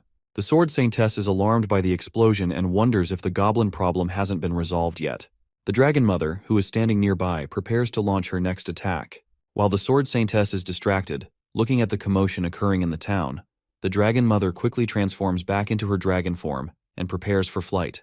As she flies off, the Dragon Mother threatens to come back after she has recovered from her wounds. The Sword Saintess, who was caught off guard, curses, realizing that the Dragon Mother had managed to escape. This means the battle is not over, but has just been postponed to another day. Out of anger, the Sword Saintess swears to wipe out the entire dragon race on Dragon Island once she's recovered. Meanwhile, the mayhem continues down below in the city, and several homes are seen on fire. The Sword Saintess soon comes down, and goblin heads start rolling. She piles up a few goblin corpses and wonders where Loder is, and why they can't take care of a few goblins. One of the adventurers, who lies injured from the attack, tells the Sword Saintess that goblins have captured Loder and Ephraia. Angry, she wonders how that's possible since goblins are nothing but lower-level creatures. One of the injured men tells her that these goblins are different from the usual ones they've encountered. They explain that the strength of these goblins is comparable to that of a race far greater than they are, and that's why even Loder couldn't defeat them. Their statement annoys the Sword Saintess, who is worried that her best men were overtaken by mere goblins. She pledges to go and slaughter all the goblins in the enchanted forest immediately to end this foolishness. One of the injured women, whose clothes have been torn, probably by ravaging goblins, begs the Saintess to stay with them because they'll be unable to defend themselves if the dragons or goblins return to attack them. The rest of the citizens join the woman in her plea, but the Saintess just ignores them, thinking about what the fate of Loder and Ephraia is. They all beg her that they are citizens of the temple and empire, and they ask that she stay with them to protect them. When they say that, the Sword Saintess thinks to herself that they're right about the fact that she has to protect the citizens of the temple and not the captured people. She thinks that Loder should blame himself for being too weak and being unable to deal with mere goblins, so she decides to ask the royal family for help first before she makes a move. Meanwhile, in the tribe, the elf women and the goblins go about their normal activities, and some are seen breastfeeding baby goblins. Another goblin nearby is seen trying to drag a female elf into a tent. Suddenly, one of the goblins announces that their leader is back, so they rush to go meet him. The goblins are glad to see that they've returned, and to learn that they were able to capture 2 humans. Some of the goblins wonder where they caught them from. It should be a no-brainer since they have announced that they're going to war against the human kingdom. They pulled them out of the sky, Karen. Loder and Ephraia, who are tied up and dragged by the goblin army, are surprised to see the goblin community and the elves they've taken captive. The goblins roughly throw Ephraia and Loder to the ground. Spikehead throws them against a rock while being tied up and tells them to be quiet. Loder, who disdains being treated like this by lowly goblins, growls at the goblins, probably thinking of 1,000 ways to kill it. Loder watches as Spikehead approaches one of the elf women to patronize her, but she moves away from him. One of the nearby goblins just smiles at Spikehead's pickup skills, probably hoping to get in on the action. Loder, who is watching the whole thing, is surprised to see that they have taken so many elves captive. Ephraia tells him that it seems to her that there might be a hero-tier goblin in this tribe, which would explain their unusual feats. Loder asks Ephraia if she's recovered a bit to know if she'll be able to use her magic, but she tells him that the toxin they used is quite potent, and it would take some time for her sacred constitution to eliminate its effects. MC, who is standing nearby, tells Ephraia that he didn't expect the poison to lose its effect so soon, and he commends Ephraia for her strong recovery speed. His statement startles Ephraia, who didn't know he was listening to them. Meanwhile, Spikehead comes to subdue Loder, who angrily protests against our guy. When Lin Tian lays a hand on Ephraya's thighs, she demands to know how he knows her name and asks him what he's attempting to do, possibly trying to give her a massage. MC, who just gives a sly grin, asks her if she doesn't know what he wants to do. He digs his claws into her legs, and Ephraia screams out loud in pain. The captain, who is nearby, attempts to defend Ephraia, but the goblins nearby subdue him. Eventually, he shouts at Lin Tian and tells him to stop doing that. One of the goblin captains lands a clean blow on Loder's chin, telling him not to dare raise his voice at the boss. Loder, who realizes he's been bested, asks Lin Tian if he realizes the consequence of capturing them. He tells him that the strength of the Sword Saintess can wipe out his entire tribe in one strike. MC, who looks unperturbed, tells her that the Sword Saintess is also his prey, but her time hasn't come yet. He informs the captain that, besides, he has sent someone to cover up their tracks, so the Saint Swordess won't even be able to find their location even if she wants to. Lin Tian immediately instructs one of the captains of the Goblin, Berserker, who had landed a punch on Loder's chin, to take all the second-generation goblins into the forest to kill more monsters and bring them back. Berserker quickly affirms his orders and tells him to leave it to him. Our guy realizes that with such a big attack, the humans won't let the existence of the goblins slide, so he has to complete the evolution process before they find them. Lin Tian steps on the captain's chest to interrogate him. He tells him to cooperate by answering his questions, or he can't promise that he'll get to keep all his body parts. Our guy asks the captain if they're fond of secretly capturing goblins and inflicting torture on them, referencing what they did to him in his past life. The captain, who now begins to curse, asks him what nonsense he's talking about. Lin Tian starkly tells him that he took too long to answer, so he takes a clean cut of the captain's left ear with one swing of his knife. The captain grabs his bleeding ear and cries out due to the pain, cursing at Lin Tian and calling him a damn goblin. With his ear now on the ground, the captain tells him that everything they've done they do to protect the human race. He tells him that it's their duty to defeat monsters, and the goblins are one of them. Lin Tian finds it hard to swallow that they're doing it for the human race, so he tells him that he thinks it's more about constantly elevating the status of their so-called hero party. Lin Tian recalls how they had killed the human woman he was trying to protect in his last life. So he affirms that it's much easier for the Blade Hero Party to kill the captured humans, along with the monsters, than to rescue them alive. He angrily asks the captain how much blood debt he has accrued to complete his missions in the name of being righteous. The captain and Freya are suddenly startled by his allegations, wondering how this goblin knows so much about them. MC, who now has an evil look on his face, tells them the conversation is over. He tells them, unlike them, who pretend to be righteous, he doesn't have to pretend, because he's an inherently evil monster. He tells them he's going to teach them a lesson, and he goes toward Freya to hurt her. The captain screams at him not to hurt Freya, but Freya, who is being manhandled, simply drools from all the hurting that Lin Tian is giving her. She struggles to speak and makes a blur of words, trying to tell the captain to help her. The captain screams at Lin Tian to stop, calling him a beast, but Freya, who is just sweating and tearing up as her eyeballs roll upwards, weakly tells him to stop.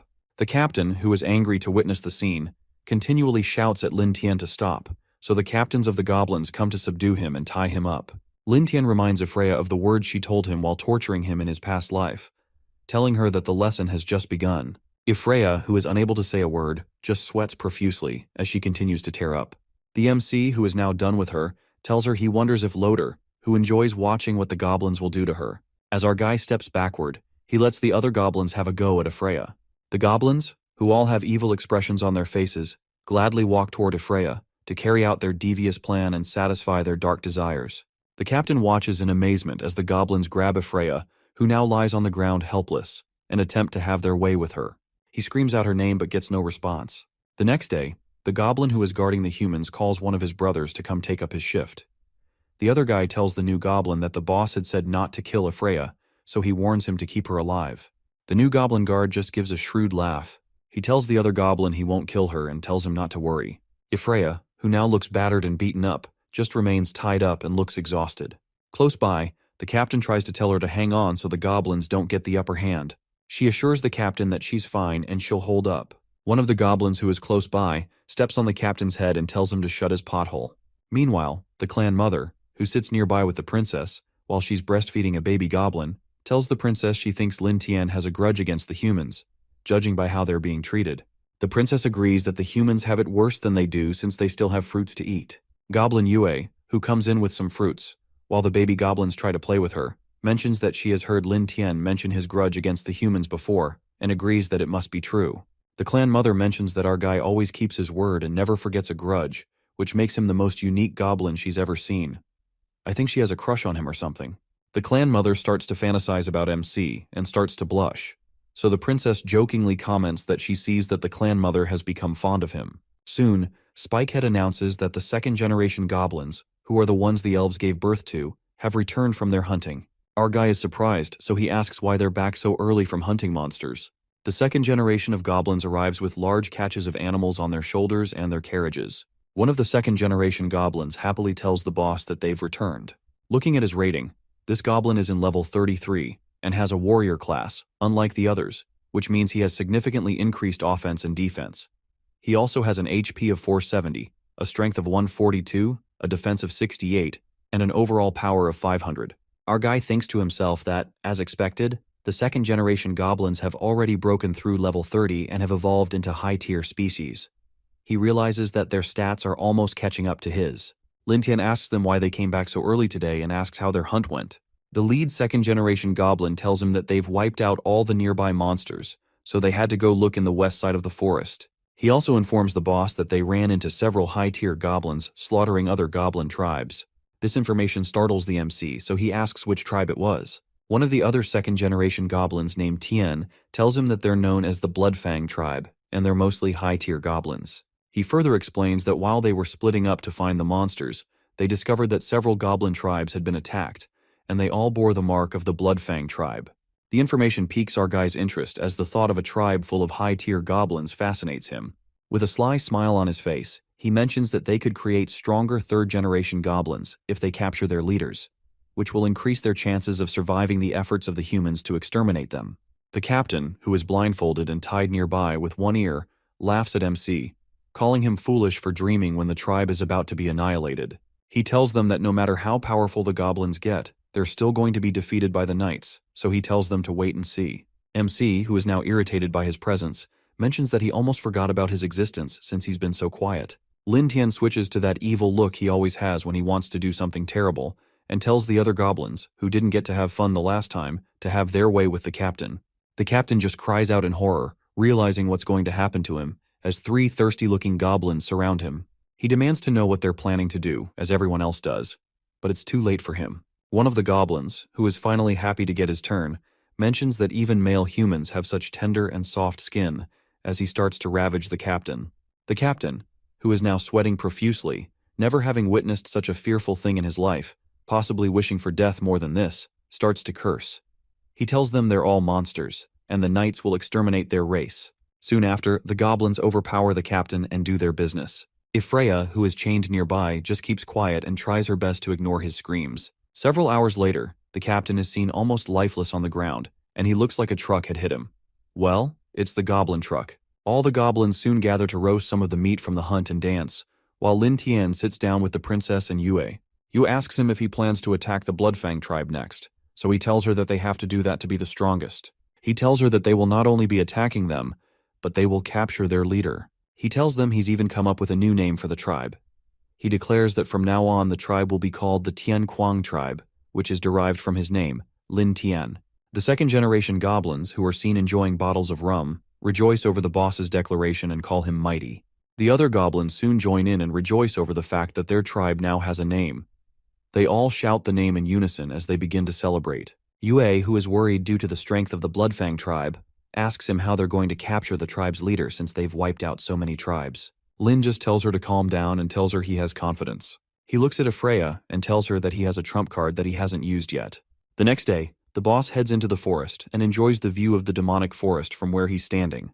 It turns out that he's scouting the residents of the Bloodfang tribe, so he decides to do an appraisal of their actual strength. He spots the Bloodfang goblins going about their usual business and notices that there are indeed quite a few high-tier goblins, but they should all be manageable.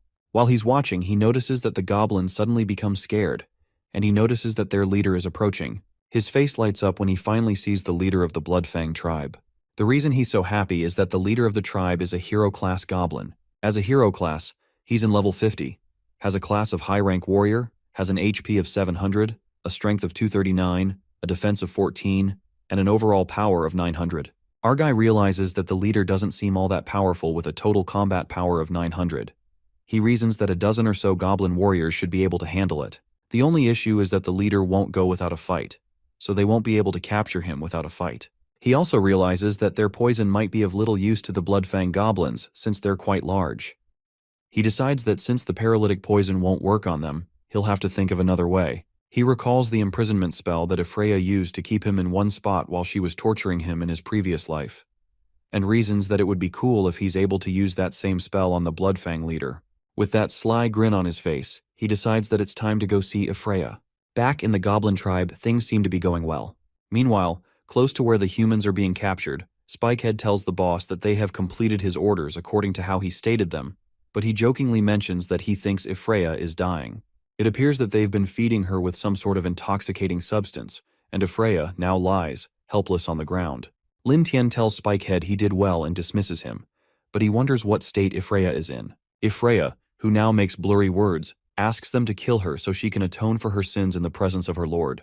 Lin Tian simply walks towards her and uses a hot towel to tend to her wounds. Ifreya, who likes the warmth of the towel, enjoys the feeling, but she soon freaks out when she realizes the one attending to her is Lin. She jerks her hands away from him and tells him to stay away from her. She calls him a demon and informs him that she's going crazy because she's in so much pain. Out of nowhere, Lin Tian gives Ifreya a startling slap, which dazzles her. He also reaches behind her and immediately draws her closer to hug her. It's a little tough loving. He tells her punishment is over, while still hugging her, and Ifreya just remains in his arms, still startled. With tears in her eyes, she asks him if he's telling the truth. He tells her that he keeps his word, but his only condition is that she must choose to have faith, which makes her wonder what faith he's talking about.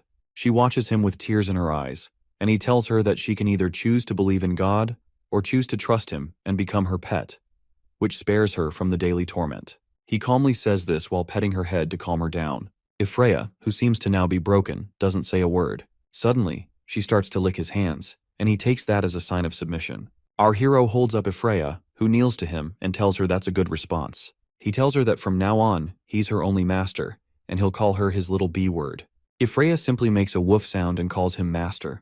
Suddenly, Lin Tian carries Freya in his arms. He tells her to come with him and carries her towards a warm bath. After he gets rid of her underwear and chains, he puts her in the soothing bath and starts to clean her up.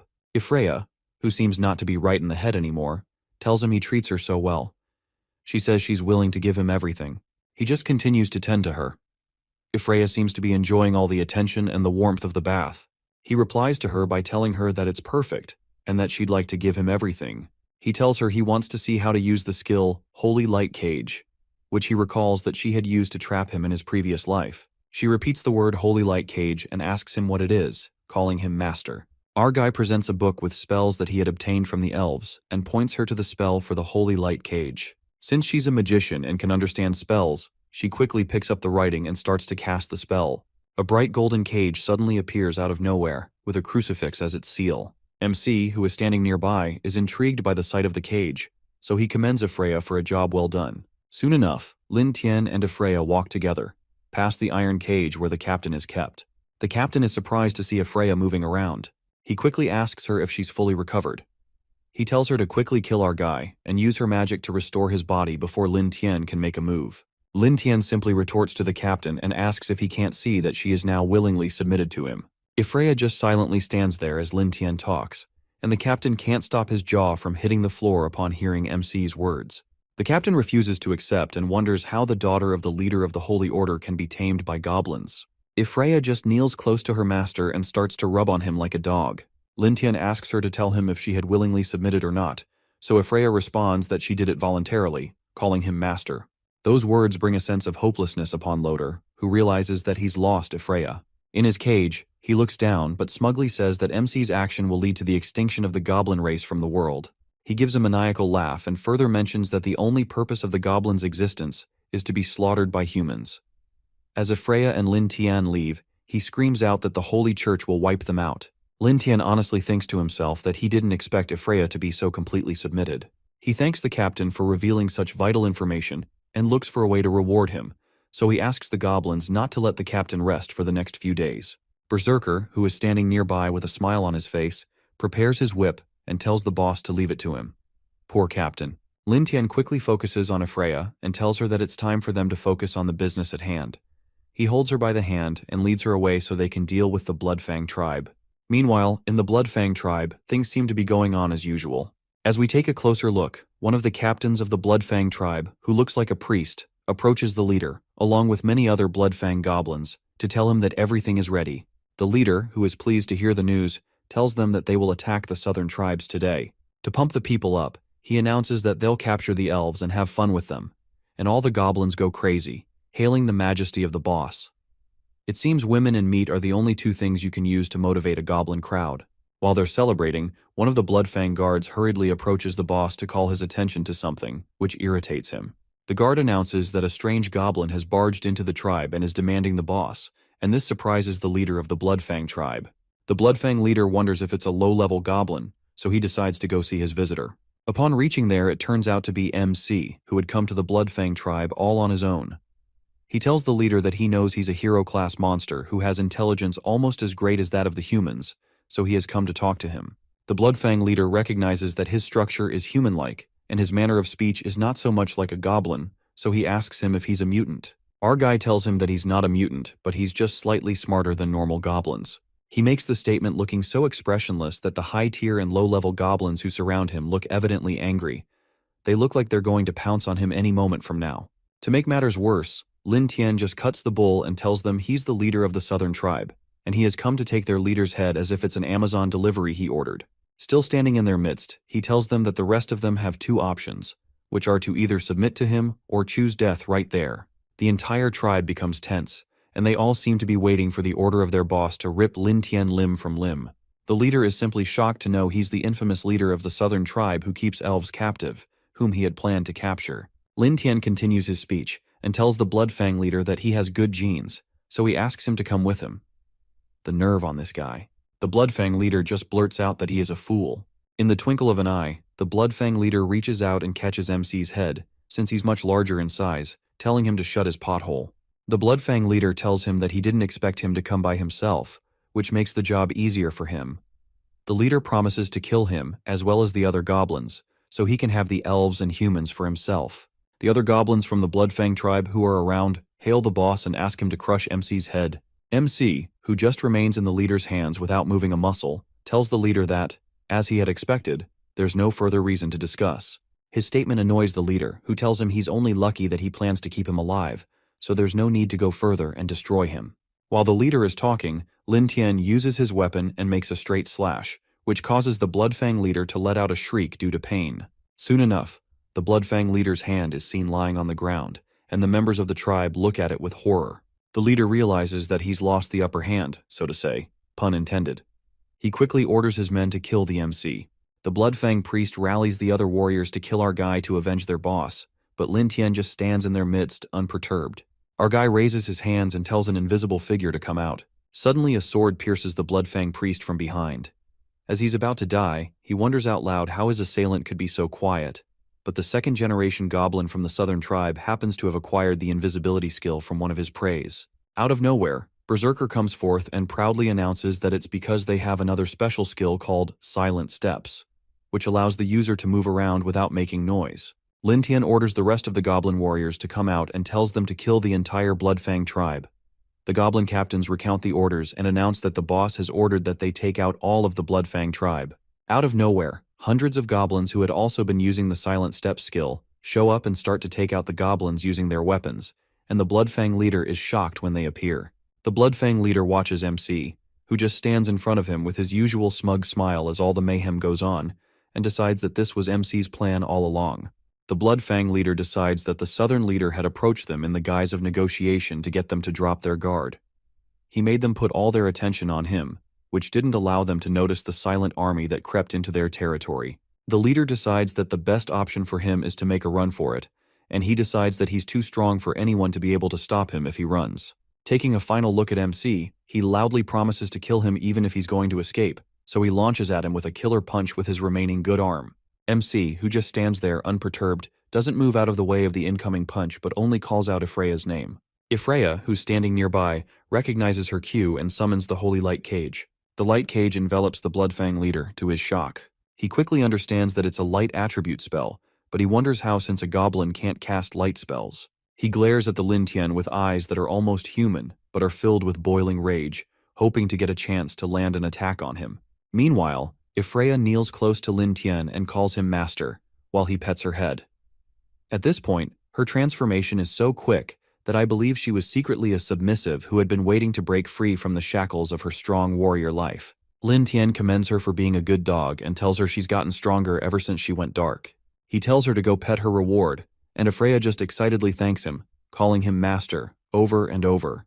The Bloodfang leader, who is now trapped with chains made out of light magic, calls Lin Tian a scum. MC, who just looks away from him, laughs and asks him to obediently become his heroic breeding goblin. I wonder what'll happen if he doesn't. It'll be funny if the Lin Tian takes him through the same horrific training and this big guy becomes a submissive himself. Back at home in the Quang tribe, everything seems to be peaceful, and folks are going on about their normal lives. In one of the dungeons, the Bloodfang leader is seen heavily chained to a rock, and he can't move an inch. The Lin Tian breathes a sigh of relief from all the stress it took to subdue the Bloodfang leader.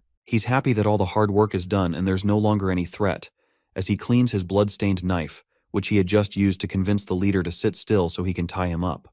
Nearby, Captain Loader, who is in prison, wonders how the tribe was able to capture a hero-class goblin. Lin Tian tells Goblin Yue that the task of artificial insemination can be handled by the other goblins, but he asks her to just keep an eye on them. Goblin Yue, who is standing nearby with the clan mother, who seems to be ogling the MC, enthusiastically agrees to do so. The Lin Tian also leaves Ifreya in Yue's care, who seems to have a crazy look in her eyes, and she obediently holds on to Yue. Lin Tian asks Ifreya to pay attention to Yue's words, and Yue promises to handle her well. Our guy tells the clan mother that he wants her to help him get dressed later because he wants to go see a friend. By getting dressed, he's referring to using her elf magic to conceal his identity as usual. Surprised, the clan mother just asks him if he had indeed said he wants to go see a friend, to ensure she heard him correctly. The Lin Tian doesn't explain much but just reiterates that he's indeed going to see a friend, with a slight smile on his face. To give more context, the Lin Tian just grins widely and tells her it's a very important friend. Later on, our guy reasons to himself that based on what the captain had said, he's sure that human reinforcement will reach Brighttown soon. He reasons that their present capacity can handle the knights, but an encounter with the Sword Saintess spells their doom. He also considers the fact that it'll take some time to complete the breeding of the hero-class goblins, so he needs a strong ally to help stall the Sword Saintess. Lin Tian finally decides that he needs to pay a visit to Dragon Island to meet the mother of the purple gold dragons. It's a great idea, but the only issue is that Dragon Island is at least 100 kilometers away from where they are, so it's pointless going there. He decides the best way to get to Dragon Island is to summon a dragon here, so he kills 2 large monsters and spills its blood right by the water. A few moments pass, and the Lin Tian hopes that the scent of the monster's blood is enough to attract any close dragon who's looking for a quick meal. True to his word, one of the dragons soon appears and spots the tasty meal by the water. Lin Tian quickly hides in a space he had created in one of the monster's stomachs, happy that everything is going on as planned. The dragon easily lifts the dead beasts off the ground, and Lin Tian is seen hanging on in the dead animal's stomach. When the dragon begins to fly, Lin Tian secretly celebrates that his plan is successful, so he decides to enjoy the first-class flight to Dragon Island. After a long flight with no turbulence or bad weather, they get to their destination. Upon reaching a suitable spot, the dragon drops the animals through a hole on top of a large rock. The dead beasts fall through the opening and land in a cave that has been made inside the rock, right on top of a heap of bones that used to be succulent beasts themselves. When Lin Tian makes his way out of the animal's stomach, he confirms his suspicions that the dragons weren't just hunting for themselves, but for someone else. When Lin Tian fully gets out of the animals inside, he dusts himself off and decides that it's time to track down the Dragon Mother, but his planning is stopped by a loud voice from behind him. The purple Dragon Mother, who is in her dragon form, mentions that it seems that there's something weird mixed in with the food. She looks at him with large reptile eyes that are bigger than his entire body size, and this startles MC, who didn't realize she's been there the whole time. After taking a closer look, the Dragon Mother recognizes him as the Goblin who had attacked Brighttown, which allowed her to escape. She asks him what's he doing sneaking into her territory. She asks him if he doesn't think she'd eat him, and another menacing dragon comes to join her. Lin Tian quickly tells her to wait, and informs her that he has come to discuss cooperation with her. The Dragon Mother thinks it's peculiar that a mere goblin would come to discuss cooperation with her. Nonetheless, she honors his request and transforms into a demi-human, as she had done during the battle in Brighttown. She tells him she's willing to help him because he had helped her in her last battle, and transforms into a large demi-human that towers over him. The Dragon Mother tells him she hopes he can satisfy her so she doesn't have to eat him. Lin Tian tells her he knows that she seeks revenge against the Sword Saintess, so he suggests that they join forces, and he tells her she can consider it a favor for also helping him escape during the raid in the last battle. His words shock the purple Dragon Mother, who wonders the kind of nerve such a lowly creature can have to target the Sword Saintess, and confesses that he has piqued her interest a little bit. She asks him how he plans to bring down the wretch known as the Sword Saintess. Our guy just tells her he needs one simple thing from her, which is to occasionally send her dragon soldiers to harass Brighttown. The Dragon Mother wonders what role mere goblins are going to play in the plan, seeing that the Sword Saintess is much stronger. She asks him what his plan is, but he doesn't say anything. When she moves closer and raises his chin upwards with one of her fangs, she informs him that with an enemy as strong as the Sword Saintess, confrontation will do little good. Lin Tian tells her that the plan is to attack her mind because breaking her spirit is the only way to weaken her. After he explains the plan, the Dragon Mother laughs deeply and agrees with him. She mentions that it's her perfect desire to use the goblins to do some killing without having to sacrifice members of her tribe. When Lin Tian asks if they can consider their deal sealed, she tells him that is sure. But she soon slowly wraps her large palm around his face to get a closer look at him, and seductively inches closer to him. MC, who just stands there, watches her claws around his head but doesn't move an inch. The purple mother dragon tells him she could have never figured out that a goblin could be so clever, and tells him she likes him the more she gets to look at him. Looking utterly seductive, she asks him if he'd like to get a little reward from her, if you know what I mean. Emps, who just remains in her arms, thinks about how feisty the female dragons can become during their breeding season. The purple dragon mother eventually decides that our guy's little body is not worthy of her attention, so she decides to give him another reward for now. For now, which means things can happen in the future. The dragon mother looks around and wonders which she should choose as his reward. It's funny how she's pimping out her dragons so easily. Meanwhile, things at Tianquang tribe, which is our guy's tribe, are going smoothly. Captain Loader is tied to a cross and put under the hot sun, while some goblins stand guard to ensure he doesn't do anything funny. Heavily pregnant elves also walk around like it's nobody's business. The captain thinks to himself that it's been so long and wonders why the knights haven't come to save him. The simple answer is that maybe he overestimated his worth. He thinks to himself that he's going to lose his mind if he remains there much longer, and decides that he needs to escape. The only issue is that there are goblins in every inch of that camp, so his chances of escaping are close to nil. The captain has a great idea and concludes that he can escape if he gets to higher ground since goblins are quite short. His thinking is soon interrupted by the presence of the dragon, who flies towards the tribe. The captain suddenly starts to scream that a wyvern, which is another name for these types of dragons, is around. He begs them to let him go because he's not ready to be burned by dragonfire. Poor guy probably wants to marry and have kids first. While the captain screams, the goblins just ignore him and alert themselves so they can be on guard. The second generation soon takes formation to fight against the dragon, wondering why it has come to their tribe. While they all look, they realize that someone happens to be on the dragon. The dragon soon lands as the entire tribe watches intently to see what will happen. The person on the dragon comes down, and it turns out to be the boss, who gladly announces that he's back. The red dragon that he came with just stands next to him, watching the people of the tribe. The goblins nearby happily announce to the others that it's the boss, and the entire tribe erupts in joy. Lin Tian pets the dragon and tells her to rest for a while and not to wander around, and the dragon seems to enjoy it. When the boss approaches the people, they all start to praise him, and they chant that the boss lives long. Even Yue joins in, excited to see him. The captain, who had almost pooped his pants a few minutes ago, looks at Lin Tian and wonders if he's truly a goblin. He makes a silent prayer and hopes the Night Order quickly comes to rescue him. Meanwhile, things in Brighttown seem to have returned to normal, and the citizens seem to have recovered from the raid that just happened a while ago. In the streets, several horses and men in exquisite armor and regalia are seen. It turns out to be the Royal Night Order, who have come to the town based on the Sword Saintess's request for reinforcement. When the knights reach their destination, they come down from their horses to make obeisance to the Sword Saintess. She tells them to get up because time is running out and there is no need for formalities. She urges them to quickly prepare the rescue plan so they can rescue their men from the goblins. At the Tianquang tribe, Lin Tian runs the Goblin Life Simulator system to see how things will go from here onwards.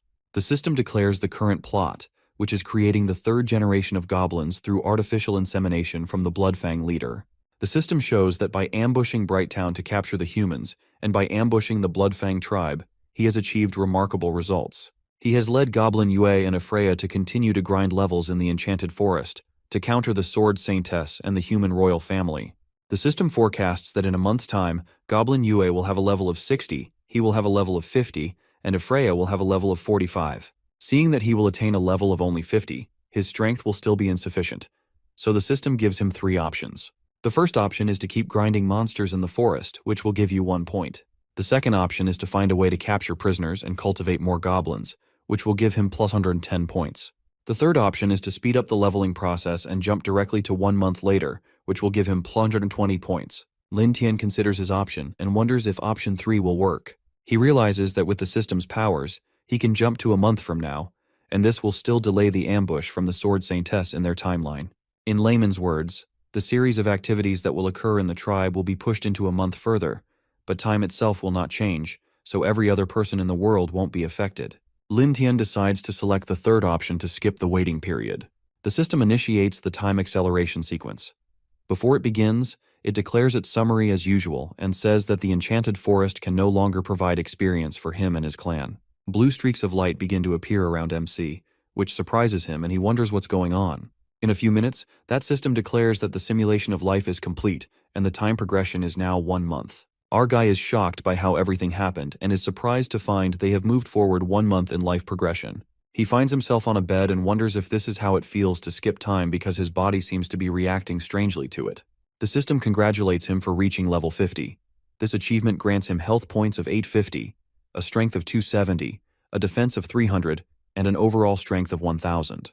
Lin Tian notices that his attributes have increased quite a bit, but his overall strength hasn't changed all that much. While he ponders why this may have happened, he hears a noise outside as people call on him.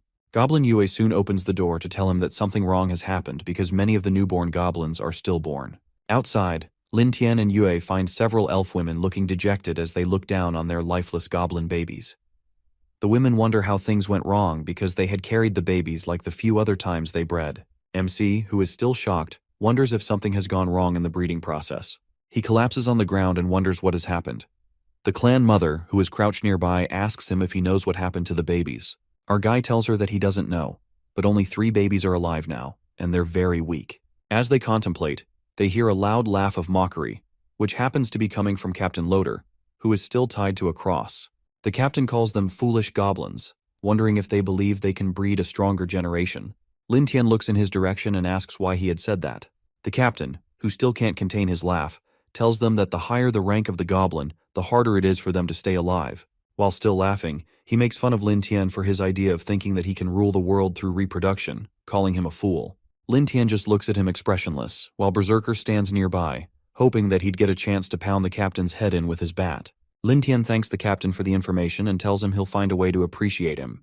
The boss tells Berserker, who is standing nearby, that from now on, the captain belongs to him. He reminds him not to kill him while they're playing, and Berserker, who is glad to hear the news, thanks the boss for his new toy. The captain, who still has a loud mouth, screams at Mick, telling him he's ruthless, and he won't let him off the hook even if he becomes a ghost. Lin Tian just walks away, while Berserker brings the captain down so they can play. Our guy reasons to himself that it's too late now to breed new hero species, but they're in desperate need of a large number of hero goblins right about now. He considers that their chance of victory against the Sword Saintess and her knights is slim if they can't find a way to upgrade the goblins. While he ponders, the red dragon he returned with appears next to him, with a dark look in her eyes as if she has some nasty intentions. She comes close to him, and her sudden closeness startles MC. The boss starts to pet her and wonders what suddenly entered into her. He realizes she's in heat, so he decides that a female dragon going into heat and transforming into a demi-human would be a special situation, which may be what they need right about now. While he pets her, the red dragon starts to transform into a beautiful demi-human. She transforms into a beautiful red-headed demi-human and blushes as she casts his gaze on him. Lin Tian realizes that this is a special case and wonders if this is the very reason the dragon mother sent her to follow him. When she approaches him, our guy chuckles, and sweat starts to form on his face, as he seems to be the prey in this hunt. She quickly leaps over him, and he falls on his back, giving her a vantage point. She proceeds to climb on top of him, and they begin their action. After she finishes, the system window opens, and the system congratulates our guy for unlocking a new achievement and getting promoted. His new stats are an HP of 1500, a strength of 520, and a defense of 1200. After Lin Tian prees himself free from her grips, he wonders how one dragon can be so feisty and ferocious. However, he is glad that he has evolved, and he realizes that he has evolved into the hero class. He remembers that the red dragon had mentioned to him that she could as well have given him some blood to help him evolve, but she took this route because it was more fun. While he thinks about it all, the red dragon appears from behind him and tells him she's not done, causing a chill to go down his spine.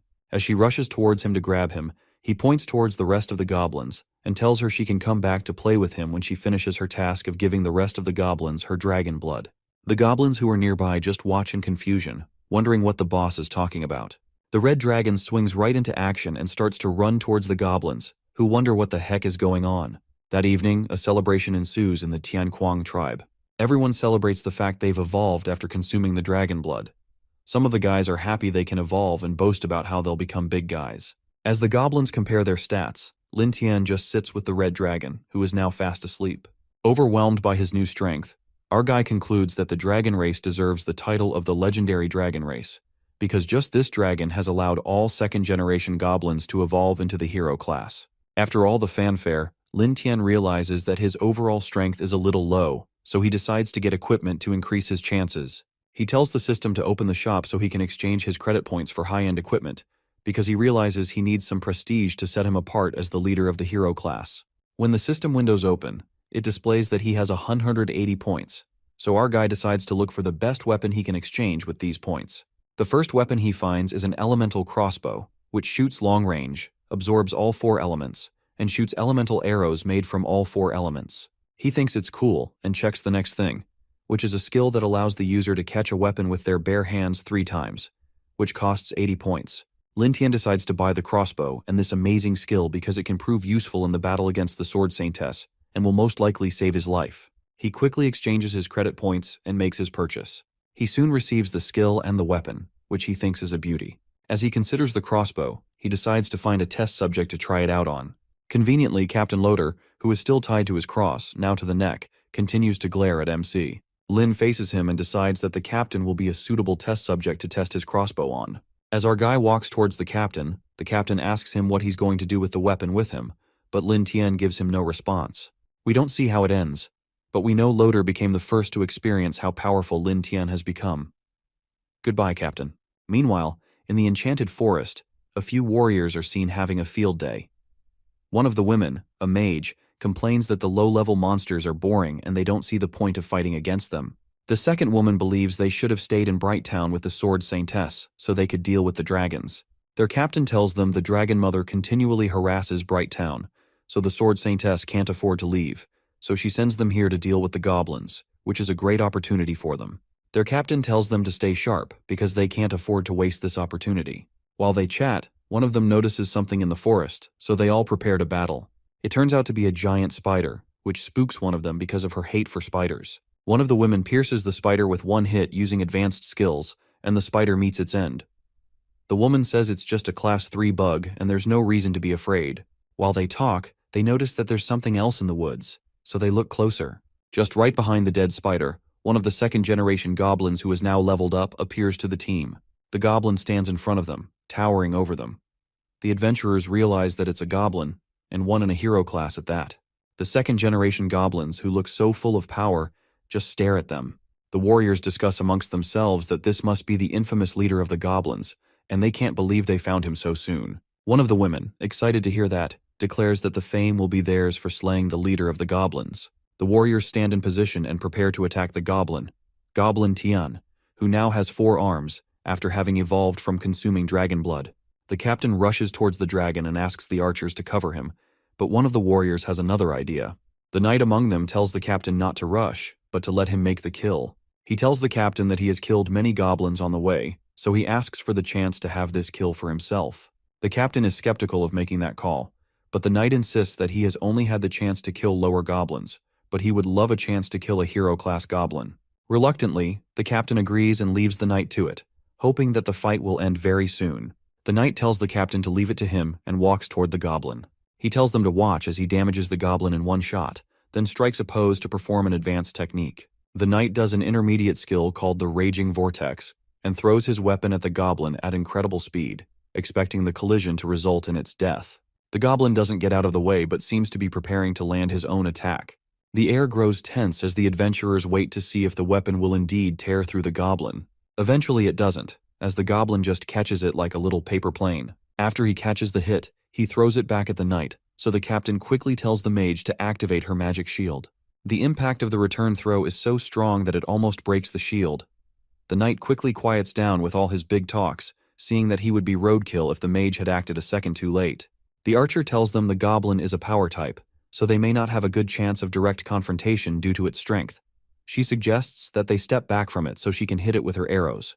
While she talks, she feels a sudden strike from behind her, as a hand pierces her from the back. She realizes a little too late that a goblin assassin is behind her and has plunged his hand into her stomach. She struggles to announce the presence of the enemy as she starts to lose blood. The other team members soon spot the assassin, but the captain, who painfully realizes that they are ambushed, tells them not to break the formation. The knight turns backwards to face the onslaught that is coming from behind, while the captain and mage focus on the goblin in front of them. While the warriors try to adjust their formation and defend themselves, the mage alerts the captain to the presence of a bigger problem. The captain is shocked as he turns around and finds hundreds of goblins behind them, and they're all in the hero class. The captain soon realizes that they're toast. After the goblins defeat them, the 4-armed goblin declares that the men they captured are theirs. He picks up one of the female warriors and says he'll keep her for himself, planning to do some playing with her later. Berserker, who is standing nearby, informs him that the men aren't theirs, but the spoils of war. He reminds him that the boss had told them to keep all the humans they find alive, and he reminds him that they already lost one human due to his fooling around, so he'll get nothing. 4 arms over there start to throw a tantrum because they have killed so many humans and they deserve to keep them. He insists that they're strong now and they can choose to keep the spoils of war. The other goblins nearby tell Berserker that 4 arms is right because the second generation of goblins are the strongest in the tribe now, which means the whole tribe should listen to them. Some of the other hero-class goblins tell Berserker, who is their eldest brother, that he's truly the strongest now, and they'll listen to him. Berserker takes a good look at himself from the reflection on his weapon and begins to think deeply. He soon discards his thoughts and tells them to carry the loot home first. When they reach the tribe, the goblins are excited to learn that the hero-class goblins have returned, especially with quite a few humans and much loot. They start to chant Goblin Tian's name. Meanwhile, the elf clan mother asks Lin Tian if he's sure he can still control them, but he doesn't answer. When the hero-class goblins enter the tribe, Goblin Tian holds on to the captain they captured and says he'll eat him because he's his loot. Lin Tian simply approaches Tian to drop the captain because the man has the information that he needs. Four Arms becomes angry at the statement. He refuses to drop the man and tells Lin Tian to give him some of his women in exchange for the man. Yue and the clan mother, who is standing nearby, are alarmed by Tian's words, and they realize a power tussle is about to occur. Our guys ask Goblin Tian if he understands what he's saying since he's their leader. Four Arms tells him that's not true because they've decided that Berserker is their new leader and they're going to follow him.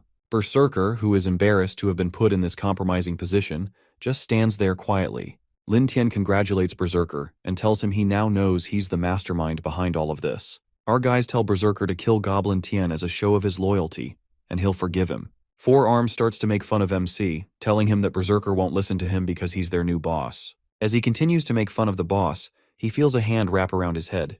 He continues to threaten Lin Tian that they'll kill him today and rule the tribe themselves.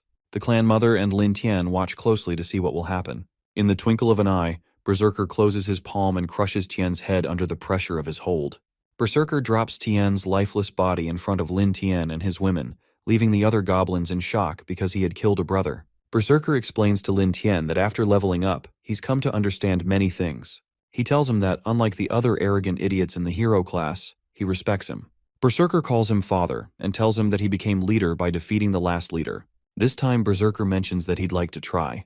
Berserker's stats show that he's a level 50, with a vitality of 1000, a strength of 340, a defense of 240, and an overall strength of 1200.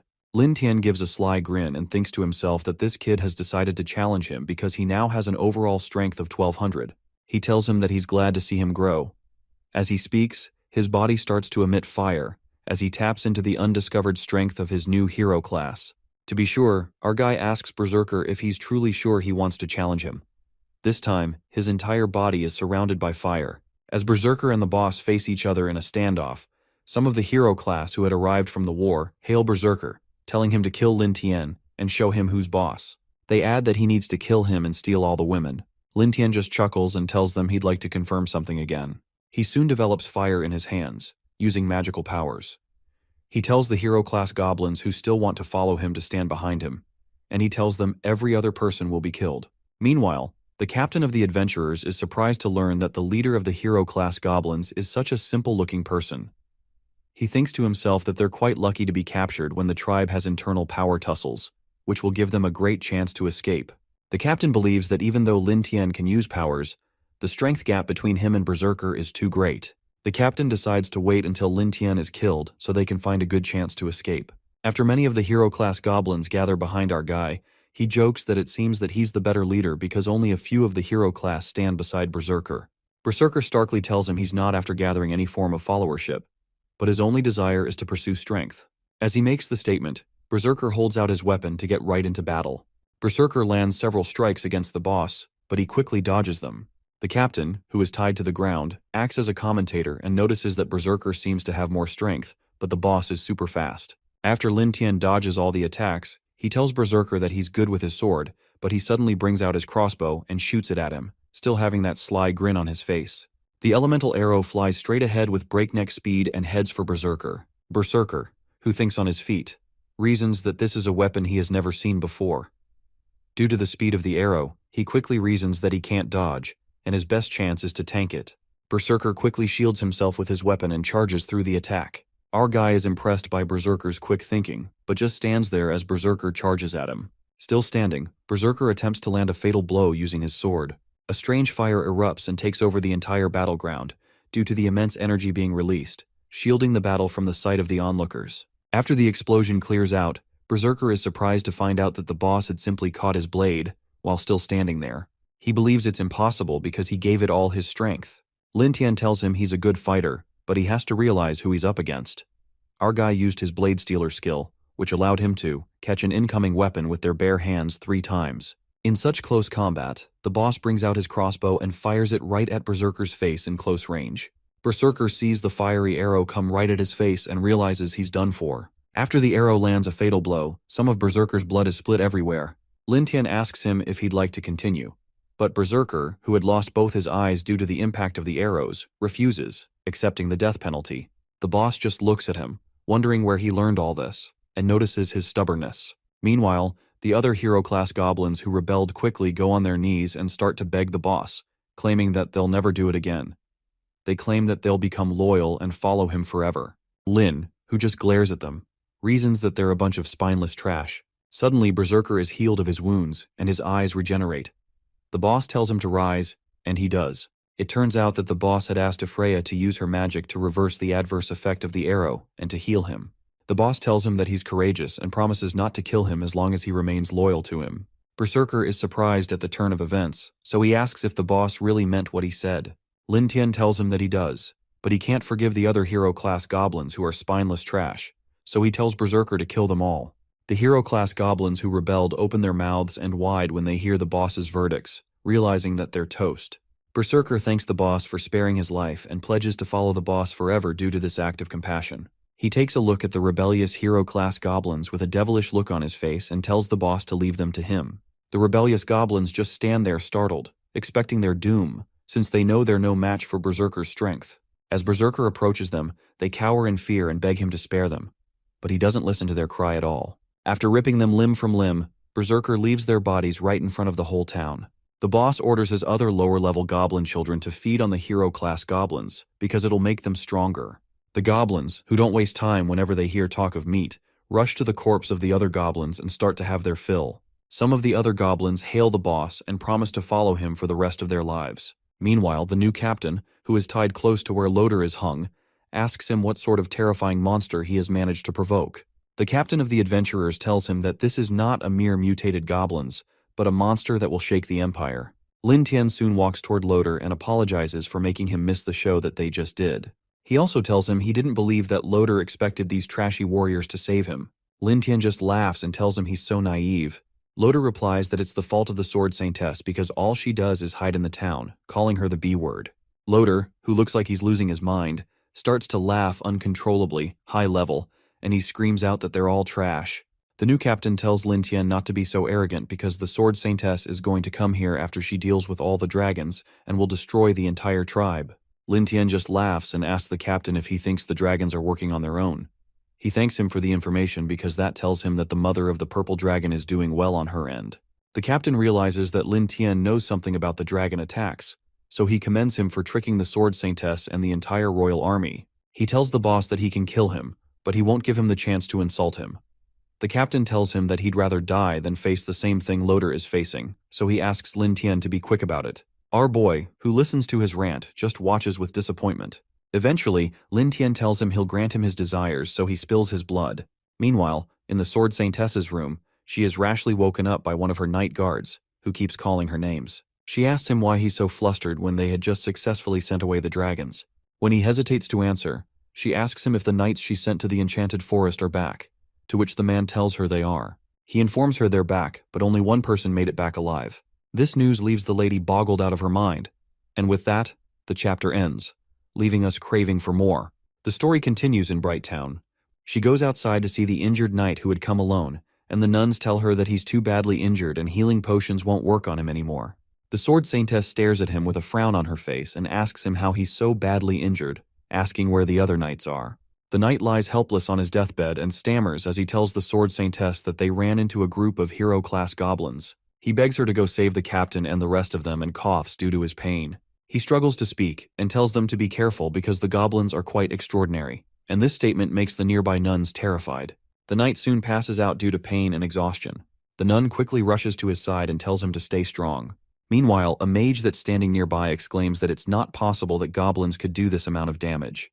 The leader of the knights loudly declares that it doesn't matter if they're hero-class goblins and says that they should go destroy those low-level beasts. The Sword Saintess just remains silent and looks out a window. She soon breaks her silence and tells the others to hold out on their plans. She explains that the dragons are attacking more and more frequently, and if they leave, they can attack more easily. She also explains that they could easily get ambushed by the goblins and confesses that she can't defeat them alone with little manpower. She tells the leader of the knights to reach out to the royal family to send over more support to Bright Town. She tells him that when the time comes, she'll slaughter the goblins and the purple gold dragon with her own hands. The Knight Leader asks her what they'll do about the members of the Silver Blade team who are still in the goblins' hold, and the mage asks him if he thinks they have any chance of survival. Out of nowhere, a guy named Kazimov, the captain of the Reaper Knights team, butts into their discussion and tells the Master Sword Saintess that there's no need to rescue them. He says that those who are boastful usually die first, so it makes sense if the Silver Blade team got too cocky and it cost them their lives. Kasimov asks for permission to rescue whoever is still alive and clear out the goblins on his own. The Sword Saintess just scoffs and reminds him that a whole team got wiped out and asks why he'd want to go alone. Kasimov starts to remove his hat, and he tells her that he has survived 4 Titan warriors alone previously, so this won't be any different. He removes his face scarf and says that even if it's against a group of hero-class goblins, there's no chance that they can lay a finger on him. He exposes the other half of his face and shows a gruesome scar to prove his point that he's seen worse things in the past, and he's lived to tell the story. When the Sword Saintess agrees, he tells her to just wait for the good news. Meanwhile, things seem to be going well in the Goblin tribe, and it seems they've built a wall. Inside, Lin tells the system to open the simulation panel so he can know what will befall them in the next couple of days. When the simulation panel loads, it tells him that the current scenario is that they've defended themselves against the human race. The system says he successfully led the goblins and dragons to victory and constructed a hero-class clan. He has destroyed unloyal subjects and established his authority, and as such, he has gained greater respect from both goblins and dragons. The system finally shows that, however, under the order of the Sword Saintess, Kazimov, also known as the Grim Reaper, snuck into the clan and killed many of his people. Although he successfully restrained him, the clan suffers from great losses. Lin is surprised that Kazimov will dare counterattack him as a one-man army. He wonders how naive he can be, and also wonders how one man can manage to inflict so much damage on the clan. The system displays the 3 options he has, and tells him his first option is to migrate to avoid the attack, which gives him no points. The second is to ambush Kazimov, which gives him plus 110 points. The last option is to attack first and kill Kazimov, which gives him 20 points. Lin decides to go with the last option, and decides to attack him instead of waiting for him. He reasons that they can greatly minimize their losses if they attack him first. The simulation system simulates his selection and shows that the conclusion is that he and Kazimov will fight to the death, and it prays that the gods be with him. After it awards Lin his 20 points, it shows him the options simulation shows he has 3 days left till Kazimov shows up and he'll have to take his life. Lin reasons that it looks like this Kazimov guy isn't some nobody since the system says it'll be a fight to the death. He decides it's wise to gather some information about him before attacking first. In the tribe, Captain Loader laughs maniacally when he finds out that Kazimov is nearby.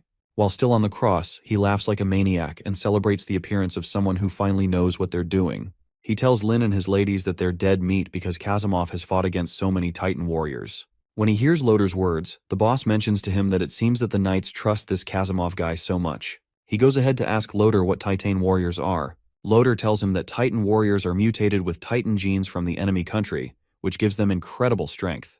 Apparently, they're creatures that can easily destroy Class 5 beasts with their bare hands. The captain continues to laugh like a maniac, and he mocks that it's all over for them if Kazimov is coming around. Lin agrees with Loader and tells him it looks like Kazimov is an opponent worthy to be feared, and Loader tells him to wait to get his butt kicked. Lin thinks to himself and decides that it's best to be careful and send someone to gather some intel on this Kazimov guy. Days later, Kazimov comes into the enchanted forest all alone on his horse. As he rides in, he notices that there isn't a single beast in the whole forest, which is way too unusual. He continues his journey and runs into the bloody remains of the dead members of the Silver Blade team. He looks at the bloodstains and calls them a group of trash. On the ground, there's a broken shield, some of the mage's clothing, and a deserted sword. The Grim Reaper jokes about how fresh the smell of the blood is and how weird it all is, and he seems excited. He looks closely at the bloody scene and thinks to himself that he hopes he can enjoy himself this time. While he's thinking, he suddenly hears a scream for help from nearby. He turns back and wonders where the cry for help is coming from. Kazimov stops the horse with his foot and turns toward the direction of the sound. He goes into a sprint and rushes to the area he hears the scream from. Upon getting there, he finds a woman lying on the ground who turns her back on him, and she looks injured and battered. He doesn't get down from his horse and asks the trembling woman who she is. Ifreya, who starts to shiver, turns around and looks at him.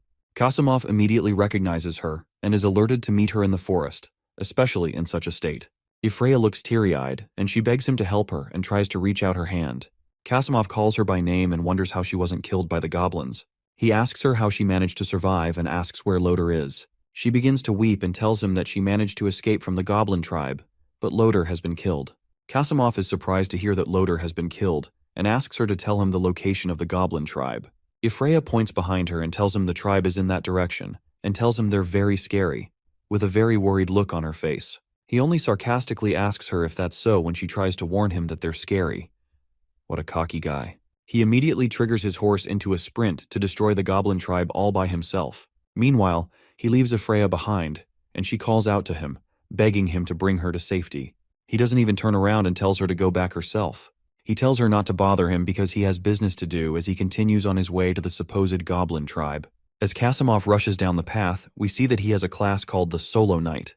His class skill allows him to receive a 30% elemental buff when acting alone. His class also allows him to receive a 20% elemental buff for every enemy he slays. Finally, there is no limit to the stacking effect until the end of whatever battle he's fighting. Kasimov keeps his eyes on the target and thinks to himself that since Loder is dead, it's good news for him since nothing is stopping him from activating his Solo Knight skill. He reasons that if he attacks the Goblin tribe first and stacks up his buff, it wouldn't matter if they're all hero class in the tribe. As the Grim Reaper continues down the path, he suddenly runs into a trip rope, but he's unable to quickly react because of the speed he's moving. The rope causes his horse to fall over, but he lands on his hands and pushes himself back on his feet. Tough guy. He looks back at the trap and wonders if he's being ambushed. Out of nowhere, Freya shows up with a weapon in her hands, and this time she doesn't look friendly. He's surprised to see her and asks her why she hasn't returned to the town. Suddenly, Freya activates her Holy Light Blast magic attack around Kasimov, which causes him to scream out in pain. He looks at her in surprise as he grips his chest and asks her what she's doing. Freya smiles at him and just tells him that the master told her to kill him, bearing up her weapon. She activates the Holy Light and blasts him again, breaking the ground he's standing upon. Kasimov responds with his own trick and covers himself with a sinister purple cloud called the Soul Reaper. He suddenly reaches out of the purple cloud and grabs Freya's hair, holding her captive. He calls her the B word and asks what spell she's under to dare attack him. He holds her hostage and licks her skin, telling her that he won't hold back if she plans to kill him. He asks her if she thinks he only likes to kill monsters and says he would enjoy slicing her skin off as well. He decides it'll be suitable if he kills her, because it'll be a good chance to stack up his buff. Freya just remains helpless in his arms. Before he can kill her, Kasimov hears a surprising voice from behind him, telling him it's no surprise that he came alone. He turns around and notices Lin holding his sword. Lin tells him that it's clear that his class kill and equipment are both hard to deal with. Lin's presence surprises Kasimov, but Freya just smiles out of delight. The boss scans the weapon and learns it's called the Black Steel Sword, with a skill of Death Reaping, which is a high attack speed, and the AoE effect increases critical damage by 90%. He mentions that it's good that he came to him first because it would have cost them great losses to let him ambush them and stack up his buff. Kasimov is surprised to see him holding his weapon and asks himself how such a low-class goblin instantly stole his weapon. He lets down his guard, and Freya rushes to go meet Lin, calling him master. Kasimov curses at her and asks if she dares sell herself to goblins as a slave to survive. The boss asks him what that is to him since Freya is a good dog. Freya kneels close to him, and he pets her head, which she seems to enjoy. Lin says that Freya is a good dog, but he, on the other hand, is a disappointment because he thought he was strong. He says it turns out that he's just a creep who just likes to assassinate. Kasimov tells him he doesn't know how he managed to gather intel about him and calls him a lowly goblin. He prepares to attack and tells him that even without his weapon or buff skill, he will still send him to hell. As Kasimov rushes towards Lin with a dagger he hid all along, the boss doesn't even move an inch, and Freya stands behind him. As the Grim Reaper moves closer, he stops in his tracks when he realizes they're not alone, but they've come with a team of hero goblins and a dragon. They must have ambushed him using their silent step skill while he wasn't watching. A sinister grin develops on Lin's face, and he tells him he'd like to see who goes to hell first. The dragon releases a pool of fire on Kasimov, roasting him on the spot. A blurry image of Kasimov, who is crying out from pain, is seen through the fire. Shortly after, Lin and the others return to the tribe, and the goblins in the village rejoice that the boss brought back prey. A look of horror develops on Loder's face when the corpse of Kasimov, the all-powerful Grim Reaper, is dropped in front of him. Loder screeches in shock, curses the Sword Saintess for sending people to get them killed, and suspects that she's in league with Lin. Lin, on the other hand, focuses on cultivating rare-type goblins and decides that these corpses are prime nutrients that can serve them. He assigns Kasimov's corpse to a goblin called Gobshan and tells him to share the leftovers with the others. Gobshan was chosen for rare goblin testing because he has innate talent genes and sadistic tendencies, which is perfect. At this point, The Silver Blade Squad, one of the 3 knight squads that the Sword Saintess controls, has fallen into his hands, and the news of Kasimov's death will certainly crush her morale. She'll definitely make a move to turn the situation around. To know what she'll do, our boy decides to run a simulation. After he runs the simulation, he laughs at how greedy the Sword Saintess turned out to be, and rejoices that he seems to be the one who won this game in the end. He quickly orders Gubkwang to gather all the others immediately because he'll lead them to accomplish something big the next day. Not long after, Kasimov's dead body is discovered outside the city and is reported to the Sword Saintess. The other knights are shocked that such lowly goblins could have killed Kasimov in just a bit over a day, and the Sword Saintess reasons that the frequent attacks of the dragons and their inability to subdue the goblins aren't coincidences. She realizes that the goblins must be in league with the vile dragons to overrun their Bright Town, and they can't afford to remain passive any longer. She immediately orders every member of the Battle Roar squad to the capital to get reinforcements, and they head out. While they're on their way, a warrior named Bane asks what will become of the city's defenses while they're gone. He proposes that he go to the capital alone while they stay back to defend the city, but the mage insists that they follow the Saintess's plan since one of them will be able to come back to request backup if they run into an ambush. During the journey, they run into a destroyed bridge, and the mage asks them to detour because she suspects the bridge was deliberately destroyed. However, the captain decides they take this way regardless, because their enemies must have set an ambush on the other path. So they decide to rebuild the bridge before nightfall. By dusk, they finish building and hurry across. While crossing the bridge, it suddenly gets dark, and a dragon appears right above them. On the dragon's back, they notice a goblin. It turns out to be Lin, confirming that the dragons are in league with the goblins. Lin commends their building skills, and the captain promises to kill him with his own hands. In response, the dragon shoots out fire on the bridge, forcing them to turn back before it collapses. When the captain threatens to kill Lin again, our boy hopes that he can defeat his goblins and the dragon mother, who is on her way. The squad is soon surrounded by goblins, and the mage informs the captain that they don't stand a chance if the dragons meet them there. The captain immediately orders Bane to sprint back to the city to report the situation while they hold off the goblins. Bane charges through the goblins while the rest focus on the squad. The mage signals to the captain that something is off, mentioning that it seems the goblins are deliberately letting Bane escape.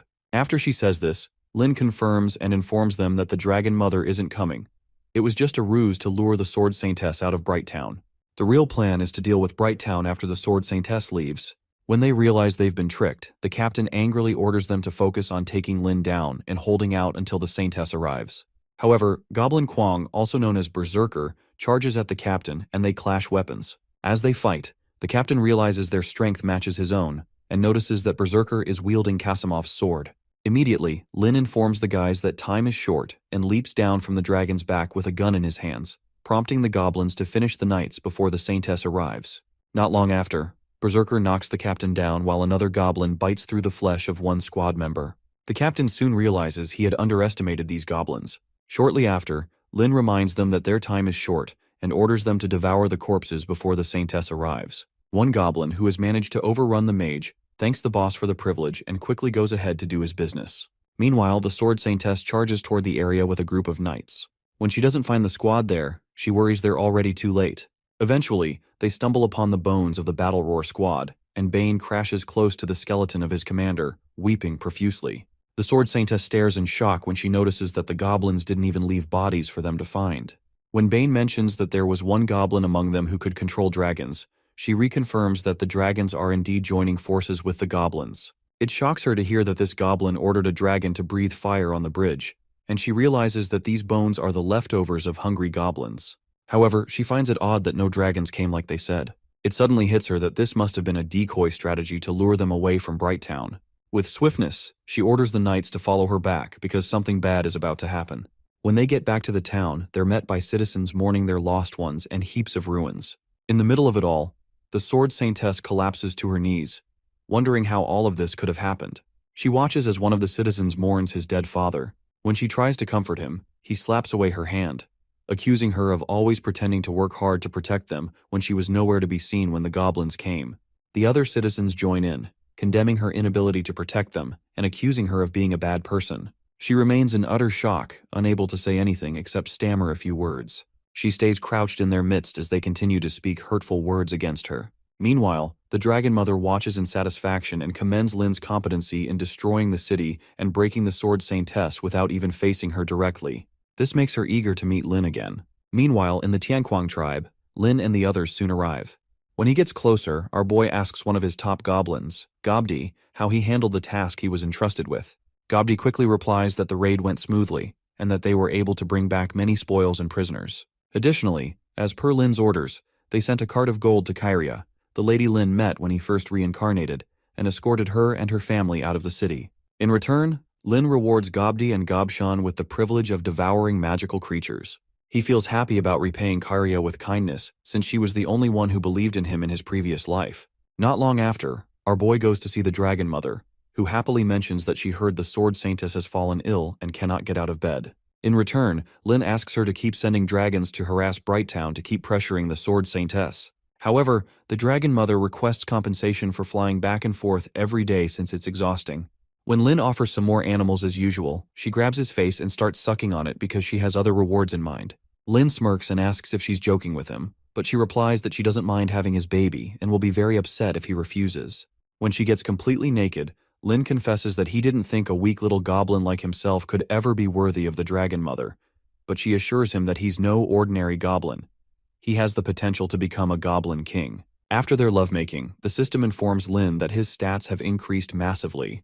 Glad to have gained so many stats for free, he decides to sneak away while the Dragon Mother sleeps and gets back on his own dragon to go home. The next day, Princess Kasana angrily berates Lin for trying to chase them away, but he explains that he's letting them go because they now have humans to use for reproduction. In truth, Lin is making a gamble to win their loyalty instead of forcing them to stay because elves are worth more than humans. Suddenly, the Holy Mother tells Kasana and the rest to leave if they wish and informs them she'll be staying back. She kneels before Lin and requests to stay with the tribe because she has realized he's no ordinary goblin from the time they've been together, and Lin allows it.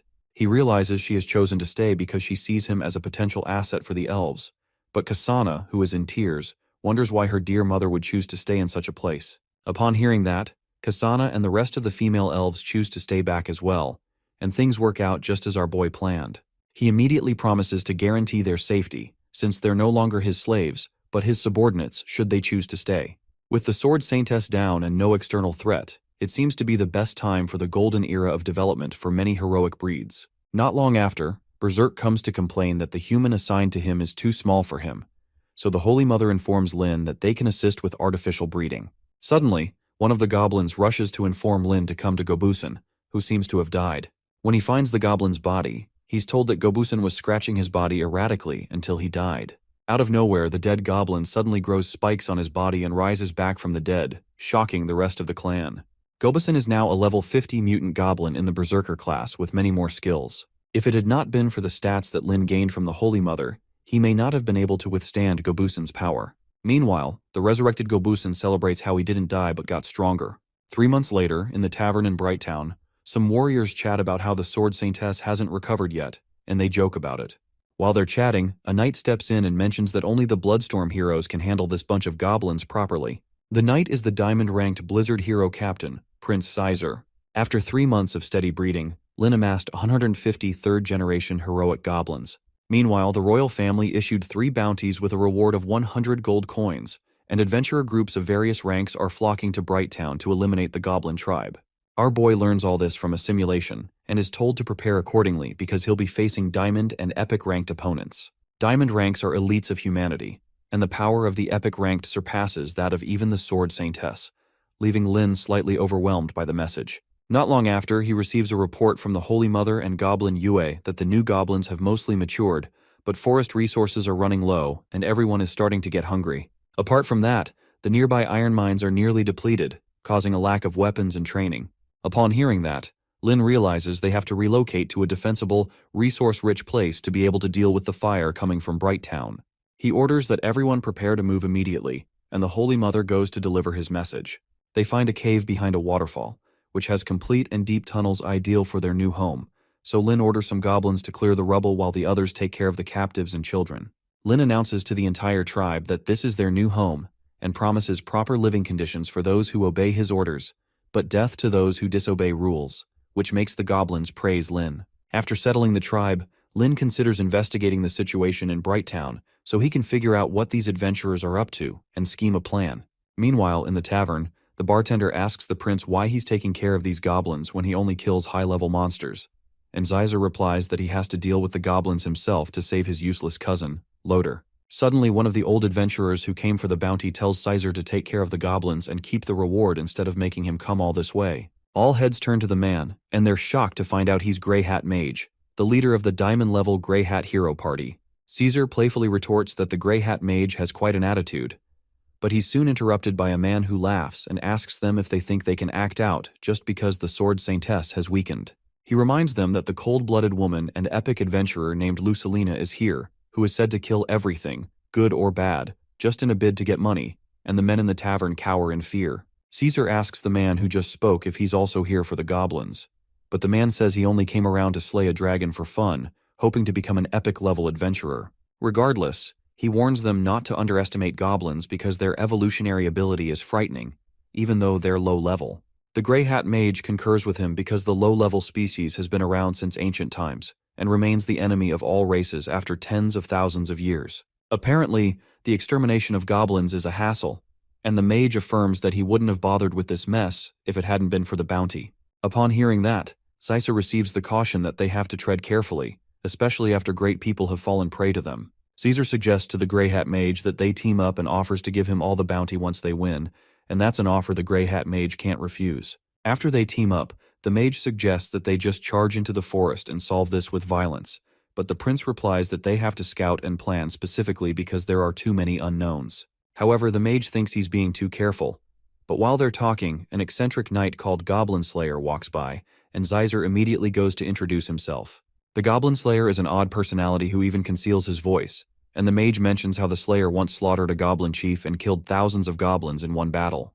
Those figures sound amazing to Caesar, so he asks the Goblin Slayer to team up with them. Shockingly, the Goblin Slayer replies that he doesn't need a team because they'd only slow him down, but the mage reminds him not to come crying for help when the goblins capture him for slaughter. Meanwhile, Lin watches the town from a nearby cliff and uses a skill called Sharp Eyes to zoom in on the Goblin Slayer, who is level 65 and has an overall power between the range of 1,000 to 3,000.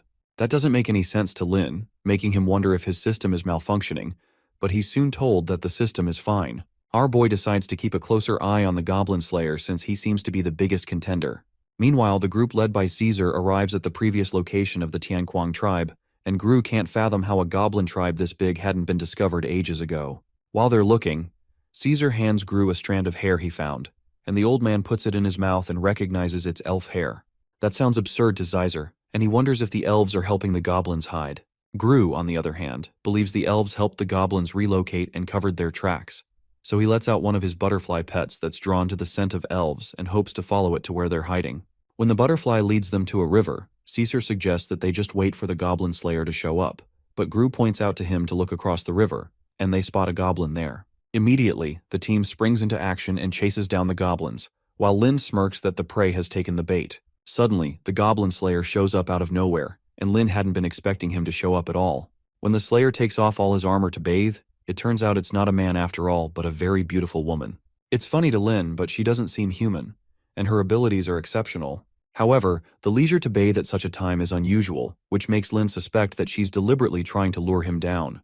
So as not to take chances, he flies away on his dragon to go deal with the two diamond-ranked warriors first. As he flies away, he wonders what kind of intelligent species the Goblin Slayer is and would love to savor the experience. Meanwhile, Xyzer and his team notice the goblin they're chasing has collapsed, so they suspect that the tribe is nearby. Suddenly, they're ambushed by a series of fiery arrows, and Gru immediately protects everyone from the impact of the ambush. Immediately after, Goblin Kwang shows up behind them, and Gru asks everyone to focus their attack on him, because he's most likely a hero-class goblin. Gru fires at the goblin with a fireball spell that causes a great explosion, and he protects himself with a shield. When the smoke clears, Goblin Kwang appears completely unscathed, which shocks the men. He launches out of the smoke towards them, but they soon notice that other elite goblins have also surrounded them and are closing in. It's astounding to Gru that these goblins have iron armor and weapons, so to avoid them getting close, he triggers a spell called Fountain of Life that strengthens his two magician accomplices. One of the two assisting magicians jumps into the air and fires a mid-tier magic called Ice Spikes that takes out a few goblins, and the other uses a mid-tier magic known as Quicksand Field and a Rain of Judgment that slows down the incoming goblins. Lin watches from the top of a cliff and asks one of his men, Gobuti, to create an opening for another goblin, Gobu Kong, to charge in. Immediately, Gobuti leaps down towards the fighting spot and charges toward Gru, who is alarmed to see him closing in on him. He quickly avoids the incoming goblin, which allows Goblin Kwong and the other goblins to wreak havoc. Meanwhile, Caesar encourages the men not to be afraid and tells the shield-bearers to hold the line, but the shield-bearers are soon overrun by the goblins. Upon seeing that, Caesar prays to the holy lords to grant him the power to smite these vile creatures. He triggers an advanced magic called the Holy Light Enchantment, and he asks everyone to gather around him and form a blizzard formation to also help heal the injured quickly. As he charges the men to kill them all, Lin considers how the diamond-ranked adventurer party has abilities much greater than what he expected. They would have been invincible for any other goblin tribe, but unfortunately for them, they came to the wrong place. Suddenly, Gobusin, the mutated goblin, appears, and Gru is shocked to see a mutant goblin face to face. Meanwhile, the Goblin Slayer finishes her bath and muses about how fascinating and powerful goblins are. On the other side, Gobusan rips Gru apart and severely injures Caesar. The prince stares in horror as the dying old man begs him to help, but he's so scared that he takes off because these goblins are more demonic than he expected. Left alone, Gobusan approaches the old man, who keeps screaming for help. Meanwhile, Caesar runs away with fluids coming out of every hole in his body as he tries to avoid multiple arrows from elven snipers. Realizing he's surrounded, he prays that someone comes to save him, and he runs into the Goblin Slayer, whom he begs to save them. While he's making his plea, an army of goblins leaps towards him from behind to finish him off. Blood is shed, but it's not Caesar's, because he gets to watch as the Goblin Slayer takes out the advancing goblins with their own weapons. As she walks past him, he thanks her profusely and promises to repay her. Angry, she informs him that the only way he can repay her is to stay far away from her and calls him a ridiculous kid. As she walks towards the tribe, he begs her not to go because this isn't an ordinary goblin tribe, and there's definitely a goblin overlord among them. However, she heads there still, and hopes she does find a goblin overlord because that's the only way this will be satisfying to her. Meanwhile, Goblin Kwong holds the dead body of the mage, but he's suddenly attacked by a sword that's thrown into his back, and he collapses. The entire tribe watches in surprise, and Lin equally doesn't know what's going on until the Goblin Slayer shows up and asks Gobusan if he's the boss of the goblin group. When she insults the dumb look on his face, Gobusan angrily leads the others to kill the Slayer, so they charge at her. But she easily cuts them down like vegetables. Lin wonders what the Slayer's deal is. When he checks her skills in the system, she's using just normal attacks, and he begins to wonder if she knows magic. Suddenly, Gobusan uses his Mad War transformation skill to become more fearsome, and he charges at the Slayer, who doesn't appear fazed. When Gobusan comes in close, the Slayer jumps out of the way and cuts several of the spikes on his back as she does that. When the goblin turns around to see his assailant, she jumps back towards him to finish him off, but Gobusan becomes more irritated that she isn't dead yet. Before she can hit him, he shoots a sticky substance at her that impedes her movement. Meanwhile, Lin wonders if they should retreat while they can, and also considers the fact that their opponent is quite mysterious and is also an excellent breeding tool. Since a direct fight isn't working, he decides to switch to a war of attrition. Immediately, he tells everyone to back off for a bit and form a circle.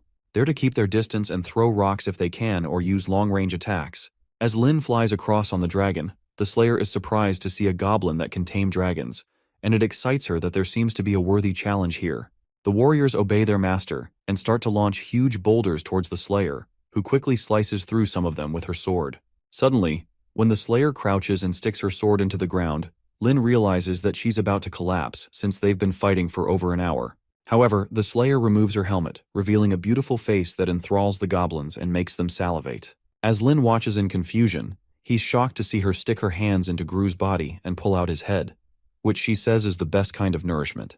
When he sees that, he realizes he's underestimated her because she immediately begins to tear through the army of zombies. Angry, Gobusan charges toward her, but she throws her sword into his chest and uses a spell to make it bloom. The fiery energy it releases causes an explosion in Gobusan's chest that knocks him backward. Lin watches in shock as he wonders who she is and why she has the goblin's ability to devour people and gain their skills. Given the situation, the best option is to reduce casualties and retreat. Immediately, he tells Afreya, who's healing the injured goblins, to come with him and instructs the others to retreat immediately. The Slayer tries to stop them from leaving and acknowledges that she hasn't seen such a smart and powerful goblin in ages. She proposes that Lin let her get a closer look so she can spare their lives and heal Gobusan, who lies unconscious. However, our boy tells her he won't believe that nonsense. When she realizes he doesn't believe her, she removes her upper armor and completely disarms herself, then asks him if he now believes her. Seeing that she actually dropped her weapons and lowered her guard, he's fairly certain she's planning something, but he approaches her nonetheless to have a proper talk. The Slayer confesses that he's surpassed her expectations when she had only expected low-tier goblins. But when Lin asks her to complete her side of the bargain, she promises to keep her word. However, she throws a pin into his chest that immediately weakens him and confesses that he has the intelligence of a goblin king, even though he looks like a low-tier goblin, which is very much her type. Lin realizes she's tricked him, that he's fallen into this crazy woman's trap and has let his guard down. When he turns to his subordinates, he notices them turning their backs. When he asks why they're turning away instead of helping him, the Slayer informs him that they're under her control now and can't see what they're doing. She hugs him from behind and promises that she won't kill him, but will stick around if he lets her see what kind of being he'll become. She soon pushes him to the ground and starts to make out with him, but Lin can't even tell if she's serious. Meanwhile, Caesar watches from behind a bush as the two make love, shocked to learn that the Slayer is a woman. Not just a woman, but one who has intimacy with goblins.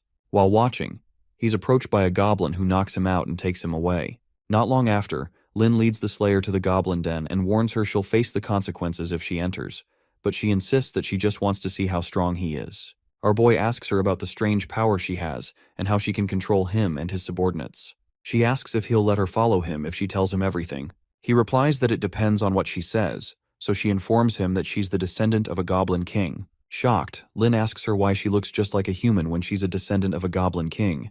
She explains that her mother was human. She happened to be the offspring of the goblin king from among the group that violated her mother. Logically, the higher the rank of a goblin, the harder it is to have offspring, but she managed to survive. About a decade ago, she personally killed the goblin king who tried to force himself on her. After she devoured him completely, she gained the power of the king's blood, which allows her to control goblins and enabled her to slaughter the entire goblin dungeon. She added her blood to the forging of her weapon, so once you're hit, you can't disobey her and come under her control. Apparently, she became a goblin slayer because she hates goblins, and making love with strong goblins before killing them is a personal interest. Lin realizes why she has such a twisted personality and feels sorry for her, but she's a natural weapon against goblins, and it wouldn't be good for him if she became an enemy. Seeing that they have things in common, he asks her to join him, which amuses her because she had planned to use some tricks to make him let her join them.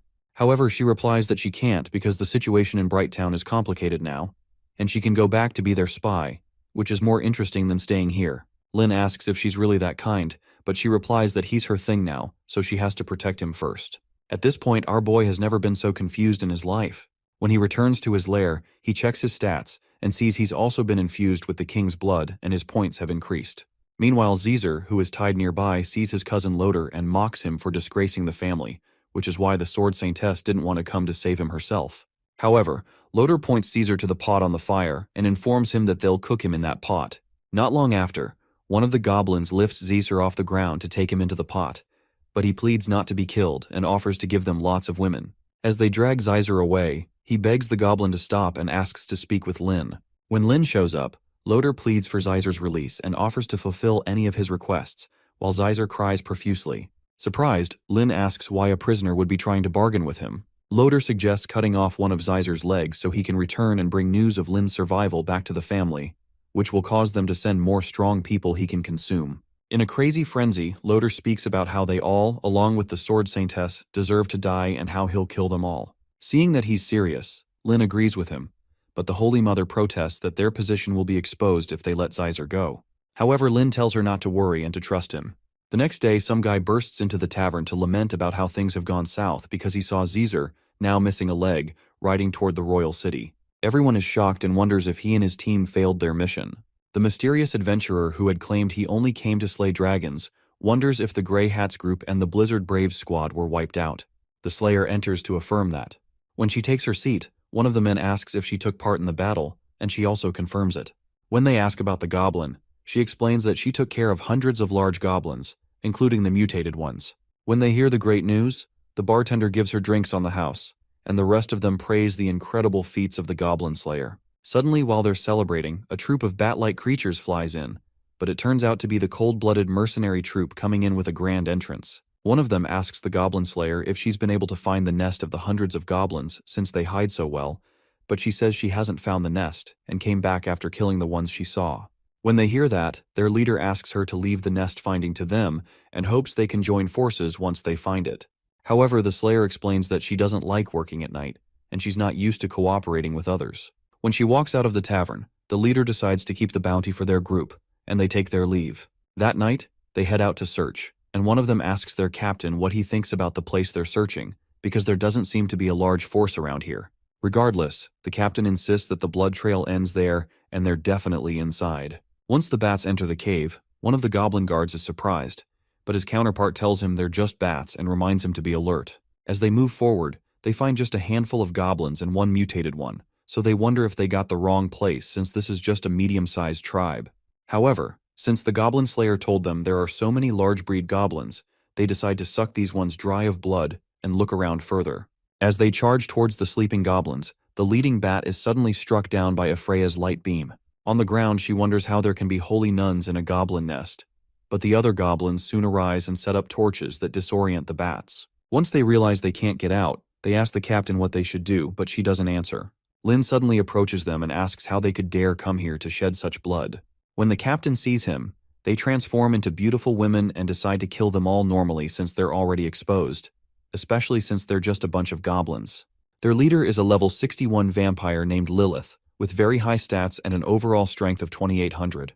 It's a good thing that Lin got intel from the system about the cold-blooded mercenary troops' ambush and prepared beforehand. Lilith flies into the air and knocks the goblins away with her wings, knocking the flames in their hands away. Seeing that she easily took out the smaller goblins, Lin appears with the stronger hero goblins he raised, who release a blast of holy magic, which makes Lilith wonder how a lowly goblin can use holy magic.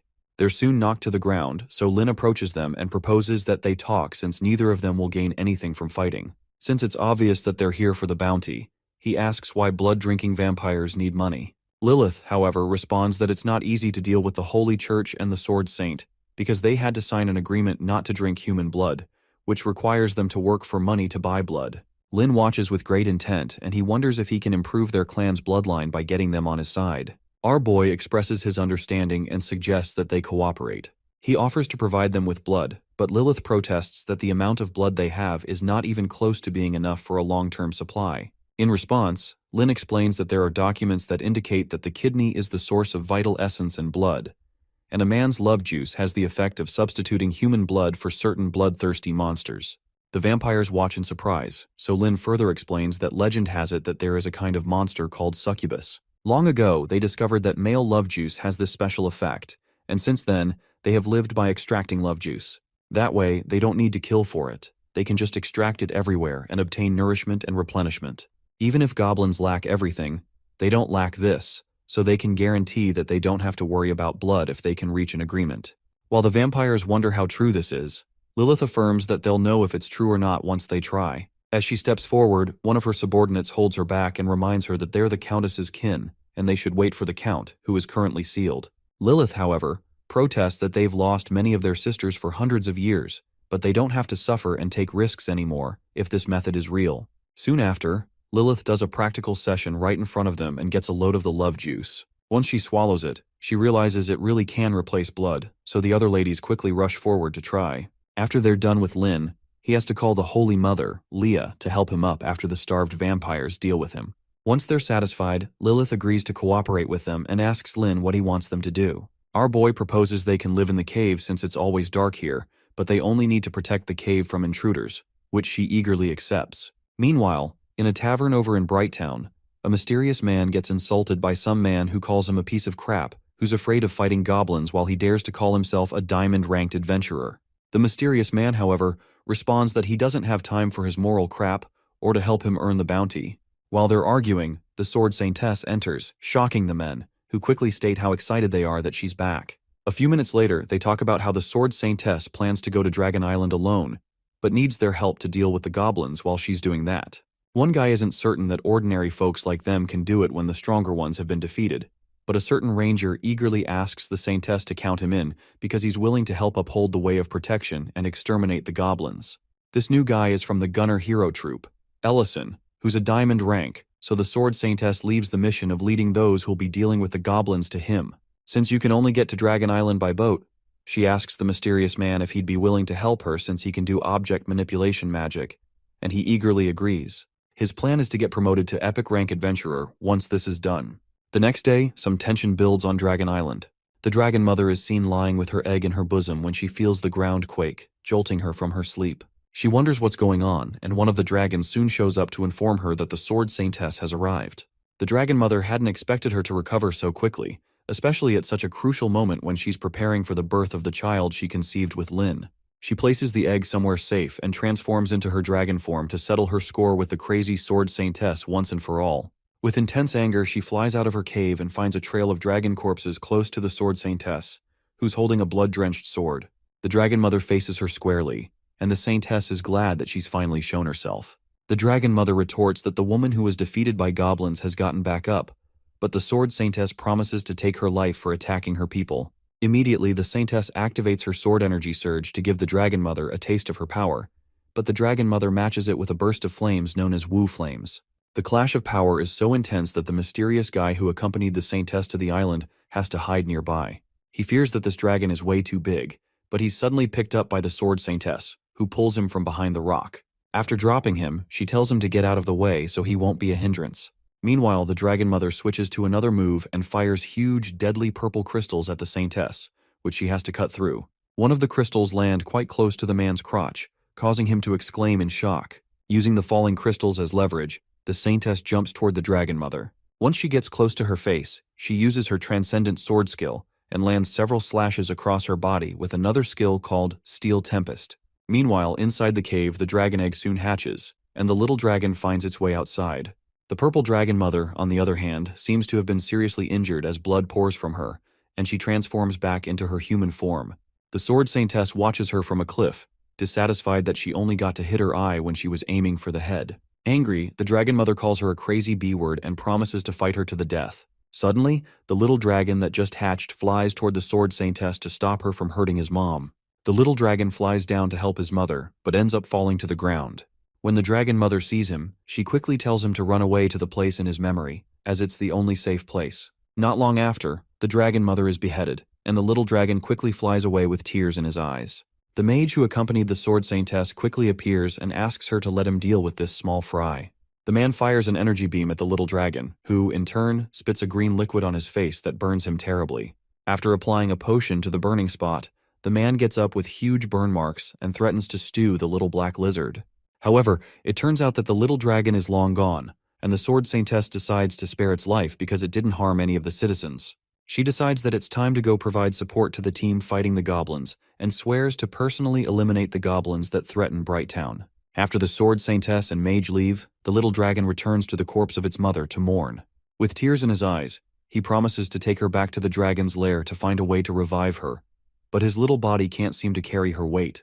Eventually, he falls on his back after exhaustion kicks in, and apologizes to his dead mother because he'll have to devour her to gain the strength to bring her back. After devouring her, he evolves into a much bigger dragon and carries his mother's head to the dragon's nest. When he reaches there, he roars loudly to signal the other dragons, but he's quickly subdued by a fierce dragon who jumps on him from above. After the dragon subdues him, he announces to the Dragon King that they've caught the strange outsider, but the little dragon keeps crying for his mother's head, which had been displaced from him. When the Dragon King appears, he asks if that's the head of Filba, the purple dragon mother, and asks who the new dragon is. Quickly, he responds that it's his mother's head, and that he found this place based on memories he inherited. As he pleads with them to save his mother, the other dragons notice that the sharp cuts and a holy aura make it clear that it was a woman's doing, which is a pity because Filba inherited the old Dragon King's crystal power. However, one other dragon wonders who told her to go into the world on her own. While they're talking, the Dragon King detects that the little dragon is her child but recognizes that he's not a pure dragon. When he asks who his father is, the dragon confesses that he's never met his father, but his mother said his father was a goblin. The mention of being fathered by a goblin causes utter bewilderment among the other dragons, and they mention that it's a disgrace to the dragon race. One of them pleads with the Dragon King to let him eat the little bastard, but the king tells them to hold on. He reasons that this little guy is the grandson of the old Dragon King, and since the Dragon King is dead, the entire dragon race is left with this only crystal dragon bloodline. However, since he's of goblin species, the little guy is going to have to withstand the test if he wants to stay. After a while, the Dragon King tells him that he has to survive a fight and defeat the dragon close to him if he wants them to save his mother. When he hears that, the dragon, who has been aching to take a piece of the little guy, thanks the king for allowing him to have some fun. Within a few seconds, the huge dragon gobbles up the little guy and gives a hearty belch, while the others watch in surprise. Suddenly, the dragon belches out flames and collapses to the ground, pleading for the others to help him because the little dragon seems to be biting his stomach. However, the others refuse to lend a hand because it's the king's decision, and he has to win on his own. Suddenly, the little guy tears through his stomach and flies into the air, glad that he survived and will be able to save his mother. When he finally calms down, the king tells him that he's a member of the dragon's lair from now on, and his name will be Nidhogg. That sounds exciting. But he asks how they're going to revive his mother. The king asks him to take Filba's head to find the world tree. Apparently, the head has to be grafted to the roots of the world tree, and that's the only way to revive her. Meanwhile, Lin gets the summary of his next simulation from the system about how he took advantage of the cave terrain, set traps and defenses, and, with the help of the elves and vampires, fought off the invasion of the adventurers. However, he lost many of his men but won with a great victory in the end. The time progress of this actually taking place is one day. Our boy has already made preparations for the adventurers' invasion, but he wants to speed up the progress and reach the day of great success. When the system asks him if he wants to cross over to the simulation progress, he accepts. Immediately, he reaches the point where they finish the fight, and his men celebrate over a heap of the adventurers' dead bodies. Many high goblins died, but these hundreds of corpses are enough to allow the remaining big goblins to quickly evolve into heroic species and increase their combat effectiveness. After devouring more than 100 corpses, the goblins finally reach level 50 and complete their evolution. They evolve into gluttons, with strength over 1100 and a skill called gluttony that increases their health the more they eat. Some other goblins evolve into giant hammer goblins, while others evolve into dark goblins. After the vampires consume the blood from the dead adventurers, Lilith commends Lin's resourcefulness because it's been a long time since she's drunk human blood so satisfactorily. To repay him, she informs him that she sent someone to find out the whereabouts of the Sword Saintess. Apparently, after the Sword Saintess learned that hundreds of adventurers had died, she left Brighttown on a carnivorous horse. Hearing that the Sword Saintess left town excites Lin because he can finally breathe some fresh air. Suddenly, one of the goblins rushes in to notify Lin that something bad has happened. Apparently, a group of goblins from another tribe were seen heading toward their cave. This surprises Lin because there are no other goblin tribes within 100 miles, so he suspects that they might be the previous owners of the cave they're in. Everyone quickly goes to their stations to prepare for the incoming threat, which turns out to be a level 50 beast goblin with an overall strength of 800 who is leading several of his subordinates. When Lin scans his attributes, he sees that he's a kind of hero he's never seen before, and his strength is quite impressive. Our boy quickly orders his men to capture this guy alive, because they may be on a special task from a larger tribe. One of Lin's squad leaders, Goblin, asks the boss to leave them to handle it. Meanwhile, as the intruders enter, the beast goblin notices a faint smell of blood. He suspects that some food must have slipped into the cave and prepares the others for a big meal. The moment they step in, Goblin quickly slashes the beast goblin and runs past him in a split second, realizing they're in enemy territory. The small goblins quickly surround the beast goblin in a bid to protect him. Suddenly, Goblin Kwang appears and grabs one of the goblins, and the rest scurry off to safety when they realize it's a mutated goblin. As the little goblins try to escape, the other mutated goblins push spikes through the ground to impale them. The disoriented beast goblin remains in shock as he realizes that his nest has been occupied and he has to go back to report to the Lord. He considers his subordinates a bunch of useless cowards who can't deal with these low-level goblins, but suddenly he collapses to the ground after being poisoned by something one of the mutant goblins released into the land. Not long after, the beast goblin wakes up in chains and screams at Lin to get out of his face. The goblin wonders how a low-level scum like him can question him and threatens to eat him. Lin decides that he still needs a little more beating to adjust. However, the huge beast scoffs, saying that Lin expects a beast like him to be afraid of being beaten. 10 minutes later, after several weapons have been used and drenched in the monster's blood, the beast goblin pleads for mercy and promises to answer any question Lin has because he can't bear it anymore. Satisfied, Lin asks him which tribe he's from, where the tribe is, and why he's here. The beast goblin promptly replies that he's from the Beast King tribe in the western demonic forest. Apparently this cave was their residence before, and their boss asked him to come and get something, but he didn't expect to find them here.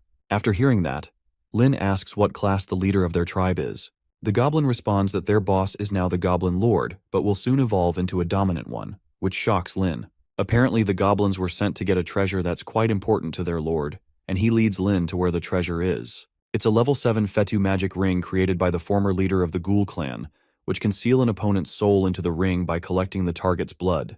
Our boy didn't expect to find something so valuable there, so the beast goblin pleads that Lin let him go since he helped him find the treasure. Our boy agrees that he'll let his body go, but he's going to take his soul, so he uses the ring on him. The petrified goblin watches as a green spiritual energy from the ring sucks out his soul and gives it to Lin, granting him a 200-point increase in strength. It's just a 200-point increase, but it will be much different for a powerful soul. Since the overall strength of the Beast King is definitely comparable to that of a full human city, Lin decides to make a move on him soon to take advantage of his power to deal with the human race. While he's thinking, the Goblin Slayer approaches him and asks if this is the Goblin from the Beast King tribe. Lin wonders how she knows about it, so she tells him she just naturally does, and he can't afford to offend them because the Beast King tribe is under the jurisdiction of the Great Tomb, and even the Lionheart Empire is not qualified to fight against it. She confesses that even she doesn't dare mess with the tribe. When Lin asks about the Great Tomb, she says it's the ruler of thousands of miles of demonic forests in the west of the continent. Apparently, a monster that's at least level 12 lives inside it, which is a world-class existence. That intrigues Lin, and he affirms the information. Finally, she asks him what he plans to do. He asks for her help to control the Beast Goblin with blood. He asked her to order him to return to the Beast King tribe and report the truth about the robbery of the ring, but to blame the royal aristocracy of the Lionheart Empire as the ones who stole the ring.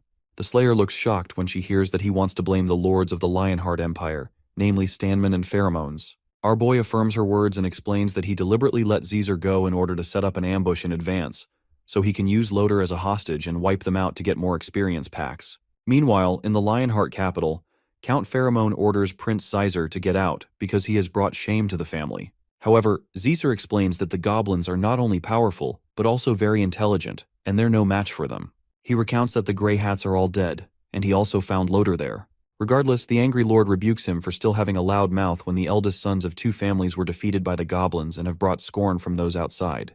Trembling, Caesar bows to his father and apologizes for letting him down. Just the memory of Lin's cruelty causes him to shiver, and he cries that the goblins are so scary. Angrily, Lord Pheromone labels him a disgrace and orders the guards to drag him out. Suddenly, Count Stanman steps in and tries to pacify Count Pheromone, saying there's no need to be so angry. He proposes that they join hands to wash away the shame from their family, but Pheromone reminds him that His Majesty has ordered that all the soldiers of nobles above the rank of Viscount remain on standby at all times and cannot be mobilized at will. When he mentions that His Majesty has already sent a message to the Sword Saintess, and there's no need for them, Stanman replies that his vision is small, because leaving the Sword Saintess to solve all the problems is going to make the king believe that both of their families are incompetent. Those words shock Pheromone, so Stanman says the only way to convince the king is to let Caesar go to him and report the situation with the goblins. That way, each of them can mobilize thousands of soldiers that can even take on the goblin overlord. Eventually, Pheromone plays along and orders that the rubbish follow him to see the king, referring to Caesar. A few days later, Lin does some shooting practice on an apple he placed on Loder's head, which almost gives the poor man a heart attack, as the other goblins watch. Luckily, Lin doesn't miss his shots, and Loder accuses him of being a monster. After making the shots, Lin is pleased that the homemade pistol was so useful, even though it consumes a bit of gunpowder. A female elf standing nearby watches the demonstration excitedly and pleads with the boss to teach her how to fight too, so he promises to do so. Suddenly, Gobuti rushes in to inform the boss that a large number of fully armed human troops have gathered in a town known as Guangming Town. Gobusin also mentions that he had noticed a lot of goblins approaching, and it looks like they're from the Beast King tribe. Hearing that brings a smirk across Lin's face, and it looks like the fun is about to begin. Meanwhile, the beast goblin that Lin released eventually returns to his king and informs him that the human army came to snatch the ring, and it was very difficult for him to escape. Annoyed, the king orders the goblins to gather to eat the humans and get the ring back. While that's happening, the new mayor of Guangming Town welcomes Lord Pheromone and Lord Stanman. Immediately, Stanman asks where the Sword Saintess is, and the mage that accompanies the Saintess steps forward to inform them that the Saintess has left for something, and asks what the counts are doing with all this fanfare. Irritated, Stanman replies that there's no need to waste his breath on the mage since the Sword Saintess is not there. Annoyed by the comment, the mage responds that he's looking down on a dragon slayer and a brave warrior who fought alongside the Sword Saintess. So Stanman apologizes and explains they're here to defeat the goblins. While they're talking, they hear a weird noise that turns out to be a horde of goblins who have invaded the city. Although the city walls are heavily guarded, the goblins somehow manage to get in. Count Pheromone quickly orders his soldiers, the Lions of the Empire, to kill the goblins, and a fight ensues. The Count, as well as several other knights, kill several of the goblins, while the mage deals with them using his magical powers. Suddenly, Lin flies into the night sky on his dragon to enjoy the lively scene of the fight. After slaying a few goblins, Count Pheromone contemptuously mentions that the goblins are just low-level trash and don't pose any threat to them. From the look of things, he figures that the battle will be over in less than an hour if they continue like this. However, a sudden burst of energy hits his knights and horses, smashing them into the ground. The sight of what hit them bothers even Lin, and it turns out to be the fearsome Beast King, who's seen crushing one of the knights with one of his tentacles. The Beast King is a level 79 monster with an overall strength of about 3,000. Lin can't contain his shock, and he wonders how the heck this guy is so powerful. The soldiers quickly retreat at the sight of the monster, and Count Stanman wonders if the beast is a dominant species, but Pheromone tells him to let the family members deal with it. Suddenly, a group led by Stanman's daughter, Lorna, who's also Loder's cousin, appears and assures Count Stanman that they'll lure the big guy away while the soldiers deal with the rest. Stanman reminds her to be careful and not to be a loser like Loder, so the team charges toward the monster. One of them, who's a mage, fires at the Beast King with a blast of fire from his hands, grabbing the monster's attention. When they get its attention, they run away to lure it out of the city. However, Lin doesn't like that idea because they'll be luring the monster toward his own people, but he keeps watching them go. Not long after the Beast King has crushed their mage and knight, one of the warriors refuses to believe the monster is much more than just a goblin and threatens to take its teeth as their first trophy. That guy, along with another member of their team, continues to besiege the monster so that Lorna can have a chance to land a fatal attack. While they're distracting the monster, Lorna charges toward it, hell-bent on winning this real battle because she needs to be a role model, especially since she's now out of college. With intense determination, she leaps into the sky with her sword and blasts a hole through the monster's chest with a powerful energy beam. Meanwhile, Lin gauges that her overall strength is 1,700, while the others are around 1,000. He hadn't expected the fight to last this long, so it's quite interesting. The irritated Beast King curses at Lorna and asks how she could dare attack him sneakily. Annoyed, the monster releases a terrible energy from its mouth that wrecks the entire space.